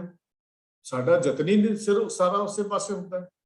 ਇਹ ਜਿਹੜਾ ਸਾਡਾ ਸਾਰਾ ਯਤਨ ਹੈ, ਜੇ ਇਸ ਯਤਨ ਦੀ ਗੱਲ ਕਰੀਏ ਤਾਂ ਦੇਖੋ ਸਾਡੇ ਸਾਹਮਣੇ ਸਕਰੀਨ ਤੇ ਸ਼ਬਦ ਆਸਾ ਰਾਗ ਦਾ ਗੁਰੂ ਅਰਜਨ ਦੇਵ ਮਹਾਰਾਜ ਦਾ। ਧੰਨਵਾਦ ਹੈ ਵੀਰ ਰੈਂਪੀ ਸਿੰਘ ਜੀ। ਪਾਵਤ ਰਲੀਆ ਜੋਬਨ ਬਲੀਆ, ਨਾਮ ਬਿਨਾ ਮਾਟੀ ਸੰਗ ਰਲੀਆ, ਕਾਨ ਕੁੰਡਲੀਆ ਵਸਤਰ ਉਡਲੀਆ, ਸੇਸ ਖਲੀਆ ਮਨ ਗਰ ਬਲੀਆ, ਤਲੇ ਕੁੰਚਰੀਆ ਸਿਰ ਕਨਕ ਸਤਰੀਆ। ਪਰ ਨਾਲ ਹੁਣ ਗੁਰੂ ਪਾਤਸ਼ਾਹ ਇੰਨੀਆਂ ਗੱਲਾਂ ਕਰਕੇ ਸਾਨੂੰ ਕੀ ਕਹਿੰਦੇ, ਹਰ ਭਗਤ ਬਿਨਾ ਲੈ ਧਰਨ ਗਡਰੀ। ਧਰਤੀ 'ਚ ਗੱਡ ਦਈਏ ਨਾ ਮਨੁੱਖ ਨੂੰ, ਕਿੱਦਾਂ ਹੁੰਦਾ, ਸਜ਼ਾ ਇਹਨੂੰ ਦੇਣੀ ਹੁੰਦੀ ਸੀ ਨਾ ਮੌਤ ਦੀ, ਅੱਧਾ ਧਰਤੀ 'ਚ ਕੱਢ ਦਿੰਦੇ ਸੀ, ਅੱਧਾ ਬਾਹਰ ਕੱਢਦੇ, ਉੱਤੇ ਕੁੱਤੇ ਛੱਡ ਦਿੰਦੇ ਸੀ। ਬਸ ਇਹ ਸਿੱਖਾਂ ਨਾਲ ਵੀ ਇਹ ਗੱਲ ਵਾਪਰਦਾ, ਇਹ ਹੈ ਹਾਲ ਉਹਦਾ। ਕਿਹਦਾ ਜੇ ਕਾਨ ਕੁੰਡਲੀਆ, ਕੰਨਾਂ 'ਚ ਸੋਹਣੇ ਸੋਹਣੇ ਕੁੰਡੜੇ ਪਾਏ ਹੋਏ, ਵਸਤਰਾਂ ਦੀ ਕੀਮਤ ਕੋਈ ਨਹੀਂ ਜੀ। ਮੇਰਾ ਸੂਟ, ਆਹਾ ਮੇਰਾ ਸੂਟ ਤਾਂ ਘੱਟੋ ਘੱਟ 60,000 ਦਾ 60 ਬਣਿਆ ਕਿ 4-10,000 ਡਾਲਰ ਖਰਚਿਆ ਮੈਂ ਆਪਣੇ ਸੂਟ ਦੇ ਉੱਤੇ। ਸੇਜ ਸੁਖਲੀਆ, ਮੇਰੇ ਵਰਗਾ ਬੈੱਡ ਕਿਹਦੇ ਕੋਲ ਹੈ। ਬਸ ਮਨ ਵਿੱਚ ਹੰਕਾਰ ਆ ਜਾਣਾ ਹਰ ਚੀਜ਼ ਦਾ, ਆਪਣੀ ਚੀਜ਼ ਦਾ। ਮਨ ਗਰਬਲੀ ਆ, ਮਨ ਦੇ ਵਿੱਚ ਹੰਕਾਰ, ਨੰਨੇ ਨੂੰ ਸਿਹਾਰੀ ਹੈ ਵੀ ਇਹਨਾਂ ਚੀਜ਼ਾਂ ਦਾ ਹੰਕਾਰ ਕਰ ਲੈ। ਥੱਲੇ ਸਵਾਰੀਆਂ ਹੋਣ ਕਿ ਗੱਡੀ ਕਿਹੜੀ, ਮੇਰੀ 4 ਲੱਖ ਡਾਲਰ ਦੀ ਗੱਡੀ, ਤੇ ਸਿਰ ਤੇ ਸੋਨੇ ਦੇ ਛਤਰ ਵੀ ਝੁਲਦੇ ਹੋਣ, ਫਿਰ ਕੀ ਹੋ ਜਾਏਗਾ? ਫਿਰ ਗੁਰੂ ਪਾਤਸ਼ਾਹ ਕਹਿੰਦੇ ਹਰ ਭਗਤ ਬਿਨਾ ਲੈ ਧਰਨ ਗਡਲੀ ਹੈ, ਰੂਪ ਸੁੰਦਰੀ ਹੈ, ਅਨਕ ਇਸਤਰੀ ਹੈ, ਹਰ ਰਸ ਬਿਨ ਸਭ ਸਵਾਦ ਵੀ ਕਰੀਏ, ਮਾਇਆ ਛਲੀਆ ਵਿਕਾਰ ਵਿਖਲੀਆ, ਸ਼ਰਨ ਨਾਨਕ ਪ੍ਰਭ ਪੁਰਖ ਦੀਆਂ। ਇਹ ਹੈ ਜੀਵਨ ਦਾ ਅਸਲੀ ਮਾਰਗ, ਵੀ ਉਹਦੇ ਸ਼ਰਨ ਵਿੱਚ ਪੈਣਾ, ਉਹਦੀ ਸ਼ਰਨ ਵਿੱਚ ਆ, ਇਹ ਛੱਡ ਇਹਨਾਂ ਚੀਜ਼ਾਂ ਨੂੰ, ਇਹ ਮਾਇਆ ਛਲ ਹੈ, ਛਲਾਵਾ ਹੈ, ਇਹ ਤੇਰਾ ਭੁਲੇਖਾ ਹੈ ਜੀਵਨ ਦਾ, ਇਹਨੂੰ ਛੱਡ ਦੇ, ਇਹ ਚੋਂ ਬਾਹਰ ਨਿਕਲਿਆ। ਤਾਂ ਗੁਰੂ ਸਾਹਿਬ ਕਹਿੰਦੇ ਵੱਡੇ ਦਰਜੇ ਦੀ ਮੂਰਖਤਾ ਤੇ ਮਹਾਪਾਪ ਹੈ ਜਿਹੜਾ ਬੰਦਾ ਇਸ ਆਪਣੇ ਸਰੀਰ ਦੀ ਪਾਲਣਾ ਪੋਸ਼ਣਾ ਚ ਲੱਗਾ ਰਹਿੰਦਾ ਔਰ ਜਿਹਦਾ ਖਿਆਲ ਨਹੀਂ ਕਰਦਾ, ਉਹ ਮਹਾਮੂਰਖਤਾ ਤੇ ਮਹਾਪਾਪ ਹੈ। ਇਹ ਗੱਲ ਸਤਿਗੁਰੂ ਸਾਨੂੰ ਦੱਸੀ ਹੈ। ਹੁਣ ਆਪਾਂ ਸਮਾਜ ਬਾਰੇ ਗੱਲ ਕਰਾਂ, ਸਿੱਖ ਧਰਮ ਦੇ ਸਮਾਜ ਬਾਰੇ ਤੇ ਸੰਸਾਰ ਬਾਰੇ ਜਿਹੜਾ ਹੈ ਉਹ ਕੀ ਵਿਚਾਰ ਹੈ ਜਿਹੜੀ ਸਿੱਖ ਧਰਮ ਦੀ, ਕਿਉਂਕਿ ਅਸੀਂ ਧਰਮਾਂ ਦੀ ਗੱਲ ਪਹਿਲਾਂ ਕੀਤੀ ਹੈ। ਸਿੱਖ ਧਰਮ ਕਹਿੰਦਾ ਵੀ ਇਹ ਵਿਸ਼ ਸੰਸਾਰ ਦੇਖਦੇ ਹਰ ਕਾ ਰੂਪ ਹੈ, ਰੂਪ ਨਦਰੀ ਆਇਆ। ਆਨੰਦ ਸਾਹਿਬ ਪੜ੍ਹਦੇ ਹਨ ਵੀ ਇਹ ਸਭ ਸੰਸਾਰ ਜਿਹੜਾ ਤੈਨੂੰ ਜ਼ਹਿਰ ਰੂਪੀ ਲੱਗਦਾ, ਇਹ ਹਰੀ ਦਾ ਰੂਪ ਹੈ। ਹੁਣ ਹਰੀ ਦਾ ਰੂਪ ਕਹਿ ਦਿੱਤਾ, ਤੇ ਇਸ ਸੰਸਾਰ ਵਿੱਚ ਹਰੀ ਦਾ ਵਾਸਾ ਵੀ। ਵਾਹਿਗੁਰੂ ਦਾ ਗਿਆਨ ਪ੍ਰਾਪਤ ਹੋ ਜਾਏ ਤਾਂ ਇਹ ਹਰੀ ਇਉਂ ਦਿਸਦਾ ਹੈ ਜਿੱਥੇ ਜਿਵੇਂ ਉਹ ਸਾਡੇ ਨਾਲ ਹੀ ਹੁੰਦਾ ਹੈ। ਇਹ ਸਮਾਜ ਦਾ ਸੰਸਾਰ ਬਾਰੇ ਜਿਹੜੀ ਗੱਲ ਕੀਤੀ ਹੈ ਨਾ, ਵੀ ਜਦੋਂ ਸੰਸਾਰ ਜ਼ਹਿਰ ਦਾ ਘਰ ਕਹਿੰਦਾ ਨਾ, ਵਿਸ ਗੰਦਲਾ ਕਹਿੰਦਾ, ਪਰ ਸਤਿਗੁਰੂ ਕਹਿੰਦੇ ਮੇਰੇ ਨਿਰੰਕਾਰ ਦਾ ਵਾਸਾ ਹੈ। ਜਿਵੇਂ ਕੋਈ ਸ਼ੈ ਨਾ ਅੱਖਾਂ ਨਾਲ ਵੇਖੀ ਦੀ ਹੈ, ਨਿਰੰਕਾਰ ਨੂੰ ਵੀ ਨਾ ਅੰਦਰਲੀ ਅੱਖਾਂ ਨਾਲ ਵੇਖ ਲਈਦਾ। ਦੂਜੇ ਪਾਸੇ ਸੰਸਾਰ ਜਿਹੜਾ ਉਹ ਸਦਾ ਕੈਮਰਿਆਂ ਵਾਲੀ ਵੀ ਹਸਤੀ ਨਹੀਂ ਹੈ। ਸੰਸਾਰ ਸਦਾ ਵੀ ਕੈਮਰਿਆਂ ਵਾਲੀ ਹਸਤੀ ਨਹੀਂ ਹੈ। ਕਿਉਂ? ਇਹਦੇ ਬਾਰੇ ਇੱਕ ਹੋਰ ਮੈਂ ਜ਼ਿਕਰ ਕਰਦੇ ਆ ਸਵਈਆ ਜਿਹੜਾ ਕਲਗੀਧਰ ਪਾਤਸ਼ਾਹ ਦਾ ਮਾਤੇ ਮਤੰਗ ਜਰੇ ਜਰ ਸੰਗ ਅਨੂਪ ਪਤੰਗ ਸੁਰੰਗ ਸਵਾਰੇ ਕੋਟ ਤੁਰੰਗ ਤਰੰਗ ਸੇ ਕੂਦਤ ਪਾਉਣ ਕੇ ਗੌਣ ਕੋ ਜਾਤ ਨਿਵਾਰੇ ਭਾਰੀ ਭੁਜਾਨ ਕੇ ਭੂਪ ਭਲੀ ਵਿਦ ਨਿਆਵਤ ਸੀਸ ਨਾ ਜਾਤ ਵਿਚਾਰੇ ਇਤੇ ਭੇ ਤੋ ਕਹਾਂ ਪੇ ਭੂਪਤ ਅੰਤ ਕੋ ਨਾਗੇ ਹੀ ਭਾਵੇਂ ਪਧਾਰੇ। ਇਹਦਾ ਮਤਲਬ ਕੀ ਹੋ ਗਿਆ ਕਿ ਸੰਸਾਰ ਦੇ ਵਿੱਚ ਕੋਈ ਚੀਜ਼ ਸਦਾ ਨਾਲ ਜਾਣੀ ਨਹੀਂ, ਤੇ ਸ਼ਾਇਦ ਦਾ ਕੈਮਰਿਆਂ ਵਾਲੀ ਵੀ ਨਹੀਂ ਹੈ। ਇਹ ਬਦਲਦਾ ਵੀ ਹੈ। ਸੰਸਾਰ ਨਾਸ਼ ਵੀ ਹੁੰਦਾ ਹੈ, ਅੱਜ ਹੈ ਕੱਲ ਨਹੀਂ। ਨਿਰੰਕਾਰ ਨਾਸ਼ ਨਹੀਂ ਹੁੰਦਾ, ਸੰਸਾਰ ਨਾਸ਼ਵਾਨ ਹੈ। ਜਿੱਥੇ ਧਰਤੀ ਹੈ ਉੱਥੇ ਪਹਾੜ, ਜਿੱਥੇ ਪਹਾੜ ਨੇ ਉੱਥੇ ਸਮੁੰਦਰ, ਜਿੱਥੇ ਸਮੁੰਦਰ ਨੇ ਜਲ ਤੇ ਥਲ ਕਰ ਥਲ ਤੇ ਕੂਆਂ ਰੂਪ ਤੇ ਮੇਰ ਕਰਾਵੇ, ਧਰਤੀ ਤੇ ਆਕਾਸ਼ ਚੜਾਵੇ, ਚੜੇ ਆਕਾਸ਼ ਗਿਰਾਵੇ। ਸਿੱਖ ਧਰਮ ਇਹ ਗੱਲ ਕਹਿੰਦਾ ਵੀ ਮਨੁੱਖ ਦੀ ਜਿਹੜੀ ਇਹ ਸੰਸਾਰ ਜਿਹੜਾ ਹੈ ਇਹ ਸਦਾ ਕੈਮਰਾ ਵਾਲੀ ਵਸਤੂ ਨਹੀਂ ਹੈ, ਨਾ ਹੀ ਸਦਾ ਕਾਇਮ ਰਹਿ ਸਕਦਾ ਹੈ। ਇਹ ਨਾਸ਼ ਹੁੰਦਾ ਰਹਿੰਦਾ ਹੈ। ਪਰ ਇਹਦੇ ਉਲਟ ਜੋ ਆਤਮਾ ਪਰਮਾਤਮਾ ਦੀ ਅੰਸ਼ ਹੈ ਉਹ ਸਦਾ ਰਹਿਣ ਵਾਲੀ ਹਸਤੀ ਹੈ। ਜਿਹੜੀ ਆਤਮਾ ਪਰਮਾਤਮਾ ਦੀ ਉਹ ਨਹੀਂ ਮਰਦੀ, ਨਾ ਉਹ ਖਤਮ ਹੁੰਦੀ ਹੈ, ਨਾ ਜਨਮ ਲੈਂਦੀ, ਨਾ ਮਰਦੀ ਹੈ, ਸਿਰਫ ਟਿਕਾਉਂਦਾ ਹੈ ਪਰਮਾਤਮਾ ਆਪਣੀ ਹਸਤੀ ਨੂੰ, ਤਾਕਤ ਨੂੰ। ਉਹ ਕਦੀ ਮਰਦੀ ਨਹੀਂ ਹੈ। ਮੈਂ ਫਿਰ ਬੇਨਤੀ ਕਰਦਾ ਵੀ ਉਹ ਚਲਦੀ ਰਹਿੰਦਾ ਉਹਦਾ ਚੱਕਰ, ਜਾਂ ਨਿਰੰਕਾਰ ਵਿੱਚ ਲੀਨ ਹੋਣੀ ਹੈ ਜਾਂ ਉਹਦਾ ਸਿਲਸਿਲਾ ਚੱਲ ਪੈਣਾ। ਉਹ ਆਤਮਾ ਮਰਦੀ ਨਹੀਂ ਹੈ ਕਿਉਂਕਿ ਉਹਦਾ ਇੱਕ ਹਿੱਸਾ ਹੈ। ਇਹ ਮਨੁੱਖ ਦਾ ਜਿਹੜਾ ਆਦਰਸ਼ ਹੈ ਉਹ ਹੈ ਆਪਣੇ ਮੂਲ ਜਾਂ ਮੁੱਢ ਜਾਂ ਪਰਮਾਤਮਾ ਨੂੰ ਪ੍ਰਾਪਤ ਕਰ। ਇਹ ਆਦਰਸ਼ ਜਿਹੜਾ ਸਮਾਜ ਦਾ ਜਿਹੜਾ ਸਿੱਖ ਧਰਮ ਨੇ ਦੱਸਿਆ ਉਹ ਹੈ। ਇਸ ਕਰਕੇ ਜੇ ਮਨੁੱਖ ਆਪਣਾ ਟੀਚਾ ਭੁੱਲ ਕੇ ਸੰਸਾਰ ਦੇ ਪਦਾਰਥਾਂ ਵਿੱਚ ਫਸਦਾ ਹੈ ਤਾਂ ਮਨੁੱਖੀ ਜੀਵਨ ਨੂੰ ਵਿਅਰਥ ਗਵਾ ਲੈਂਦਾ ਹੈ। ਕਿਉਂਕਿ ਇਹ ਜਗ ਸੱਚੇ ਕੀ ਹੈ ਕੋਠੜੀ, ਸੱਚੇ ਕਾ ਵਿੱਚ ਵਾਸ, ਅਸਕੀ ਵਾਰ ਵਿੱਚ ਬਚਨ ਆਉਂਦਾ। ਇਹ ਜੋ ਸੱਚੇ ਦਾ ਵਾਸ ਹੈ, ਇਸ ਕੋਠੜੀ ਨੂੰ ਕੋਠੜੀ ਵਾਲਾ ਸਮਝ ਲੈਣਾ ਬਹੁਤ ਵੱਡੀ ਭੁੱਲ ਹੈ। ਅਸੀਂ ਕੋਠੜੀ ਵਾਲੇ ਨਹੀਂ ਹਾਂ, ਇਹ ਗੱਲ ਕੋਠੜੀ ਕਿਸੇ ਹੋਰ ਦੀ ਹੈ। ਇਹ ਗੱਲ ਬੜੀ ਜ਼ਰੂਰੀ ਸਮਝਣ ਵਾਲੀ ਹੈ ਕਿ ਕਿਹਦੀ ਕੋਠੜੀ ਹੈ। ਇਹ ਜਗ ਸੱਚੇ ਕੀ ਹੈ ਕੋਠੜੀ ਤਾਂ ਉਹਦੀ ਸੀ, ਤੇ ਉਹਦੇ ਵਿੱਚ ਬਹੁਤ ਵੱਡੀ ਭੁੱਲ ਹੈ ਸਾਡੀ। ਤੇ ਇਹ ਇਸ ਕਰਕੇ ਇਸ ਵਿੱਚ ਉਹ ਸੱਚੇ ਨੂੰ ਲੱਭਣਾ ਤੇ ਉਸ ਨਾਲ ਇੱਕ ਮਿਕ ਹੋਣਾ ਇਨਸਾਨੀ ਜੀਵਨ ਦਾ ਇੱਕ ਆਦਰਸ਼। ਇਹ ਸਮਾਜ ਬਾਰੇ ਹੋਰ ਵੀ ਵਿਚਾਰ ਹਨ, ਪਰ ਮੈਨੂੰ ਲੱਗਦਾ ਹੈ ਸਮਾਂ ਹੋ ਗਿਆ, ਮੈਂ ਵੇਖਿਆ ਨਹੀਂ ਜਾਂ ਨਾ ਮੇਰਾ ਖਿਆਲ ਵੀ ਉਧਰ ਨਹੀਂ ਗਿਆ। 5 ਮਿੰਟ ਦਾ ਹੋਰ ਮੇਰਾ ਵਿਸ਼ਾ ਹੈ ਸੀ, ਜੇ ਇਜਾਜ਼ਤ ਦਿਓ ਤਾਂ ਮੈਂ ਕਰ ਲਵਾਂ, ਜੇ ਨਹੀਂ ਤਾਂ ਫਿਰ ਅਗਲੀ ਵਾਰੀ ਇਸ ਨੂੰ ਕਰਕੇ ਫਿਰ ਜਿਵੇਂ नहीं जे आज संपूर्णता करनी है तो कर लो, तो जे हले एक लेक्चर और करना है तो फिर अगली बारी नहीं 4-5 मिनट ਦੇ ਬਸ ਸਮਾਪਤੀ कर लो, आज ही कर लो। ਹਾਂਜੀ। ਅਸੀਂ ਗੱਲ ਕਰ ਰਹੇ ਸੀਗੇ ਵੀ ਇਹ ਸੱਚੇ ਦੀ ਕੋਠੜੀ ਹੈ। ਜਿਸ ਟੱਬਰ ਦੇ ਸਮਾਜ ਵਿੱਚ ਇਨਸਾਨ ਜੰਮਦਾ ਹੈ ਨਾ, ਉਹਦੇ ਨਾਲ ਸੰਬੰਧ ਵੀ ਉਹਦੇ ਪਹਿਲ ਪੂਰਬਲੇ ਹਨ। ਇਹ ਵੀ ਗੁਰਬਾਣੀ ਮੰਨਦੀ ਹੈ ਵੀ ਉਹਦੇ ਸੰਬੰਧ ਪੂਰਬਲੇ ਹਨ। ਪੂਰਬ ਜਨ ਕੇ ਮਿਲੇ ਸੰਜੋਗੀ ਹੈ, ਅੰਤੇ ਕੋ ਨਾ ਸਹਾਈ ਦੀ ਗੱਲ ਗੁਰਬਾਣੀ ਕਹਿੰਦੀ ਹੈ। ਇਸ ਤੋਂ ਪੂਰਬ ਜਨਮ ਤੇ ਹੁਣ ਅਸੀਂ ਕਹਿ ਦਈਏ ਪੂਰਬ ਜਨਮ ਦਾ ਮਤਲਬ ਵੀ ਐਸੇ ਜਨਮ ਦੇ ਪਹਿਲੇ ਸੰਸਕਾਰ, ਤੇ ਫਿਰ ਤਾਂ ਗੱਲ ਬਣਦੀ ਨਹੀਂ, ਫਿਰ ਤਾਂ ਸਾਡਾ ਸਾਰਾ ਕੁਝ ਕੱਟਿਆ ਗਿਆ, ਗੱਲ ਹੀ ਗਲਤ ਹੋ ਗਈ। ਆਮ ਤੌਰ ਤੇ ਕੁਝ ਵਿਦਵਾਨ ਕਹਿੰਦੇ ਨਾ ਪੂਰਲੇ ਜਿਹੜੇ ਹਨ ਉਹ ਐਸੇ ਜਨਮ ਦੇ ਸੰਸਕਾਰ ਹਨ ਜਿਹੜੇ ਇਸ ਜਨਮ ਤੋਂ ਲੈ ਕੇ ਕਰਦੇ ਹਨ। ਨਹੀਂ, ਇੱਥੇ ਪੂਰਬ ਜਨਮ ਕੇ ਮਿਲੇ ਸੰਜੋਗੀ ਦਾ ਮਤਲਬ ਤਾਂ ਹੋਰ ਨਿਕਲਦਾ। ਫਿਰ ਇਸ ਜਨਮ 'ਚ ਕਿੱਦਾਂ ਮਾਂ ਪਿਓ ਬਣ ਗਏ ਤੁਹਾਡੇ? ਫਿਰ ਉਹ ਤਾਂ ਪਹਿਲਾਂ ਬਣ ਗਏ ਜਨਮ ਦੇਣ ਲਈ, ਤੁਹਾਨੂੰ ਕਿਸ ਤਰ੍ਹਾਂ ਬਣ ਸਕਦੇ ਸੀ ਜੇ ਅਸੀਂ ਉਹਨਾਂ ਦੀ ਦਲੀਲ ਮੰਨ ਲੈਂਦੇ? ਨਹੀਂ। ਇਸ ਕਰਕੇ ਸਮਾਜ, ਸੰਸਾਰ ਇਨਸਾਨ ਲਈ ਇੱਕ ਕੰਮ ਦਾ ਮੈਦਾਨ ਜਾਂ ਅਖਾੜਾ ਹੈ। ਸਿੱਖ ਧਰਮ ਇਹ ਕਹਿੰਦਾ ਕਿ ਗੁਸਾਈ ਦਾ ਪਹਿਲਵਾਨੜਾ ਹੈ। ਮੈਂ ਗੁਰਮਿਲ ਉੱਚ ਦਮਾਲੜੇ ਦੀ ਗੱਲ ਕੀਤੀ ਗਈ ਹੈ। ਇੱਥੇ ਛਿੰਝ ਇਕੱਠੀ ਹੋਈ ਹੈ, ਅਖਾੜਾ ਚੱਲਦਾ ਪਿਆ, ਪਰ ਇਸ ਅਖਾੜੇ ਵਿੱਚ ਜਿੱਤਦਾ ਕੌਣ ਹੈ? ਗੁਰਥਾਪੀ ਦਿੱਤੀ ਕੰਡ ਦਿਓ, ਜਿਹਨੇ ਗੁਰੂ ਨੇ ਥਾਪੀ ਕੰਡ ਤੇ ਦੇ ਦਿੱਤੀ। ਇੱਥੋਂ ਜੀਵਨ ਦੀ ਬਾਜੀ ਜਿੱਤ ਕੇ ਜਾਣੀ ਹੈ। ਸਿੱਖ ਧਰਮ ਇਹ ਗੱਲ ਕਹਿੰਦਾ ਹੈ, ਵਿੱਚ ਦੁਨੀਆ ਸੇਵ ਕਮਾਈਏ ਤਾਂ ਦਰਗਾਹ ਦਰਸ਼ਨ ਪਾਈਏ, ਕਹੋ ਨਾਨਕ ਬਾਹ ਲੜਾਈਏ। ਬਾਹਾਂ ਉਲਾਰ ਕੇ ਜਾਣ ਵਾਲੀ ਜਿਹੜੀ ਕੰਮ ਹੈ ਉਹ ਸਿੱਖ ਧਰਮ ਨੇ ਸਾਨੂੰ ਸਮਝਾਈ ਹੈ। ਹੋਰ ਕੋਈ ਧਰਮ ਦਾ ਇਸ ਗੱਲ ਦਾ ਸ਼ਾਇਦ ਇਹ ਨਹੀਂ ਸਮਝਾਉਂਦਾ। ਉਸ ਤੇ ਫਿਰ ਸਾਡਾ ਫਰਜ਼ ਕੀ ਹੋਇਆ?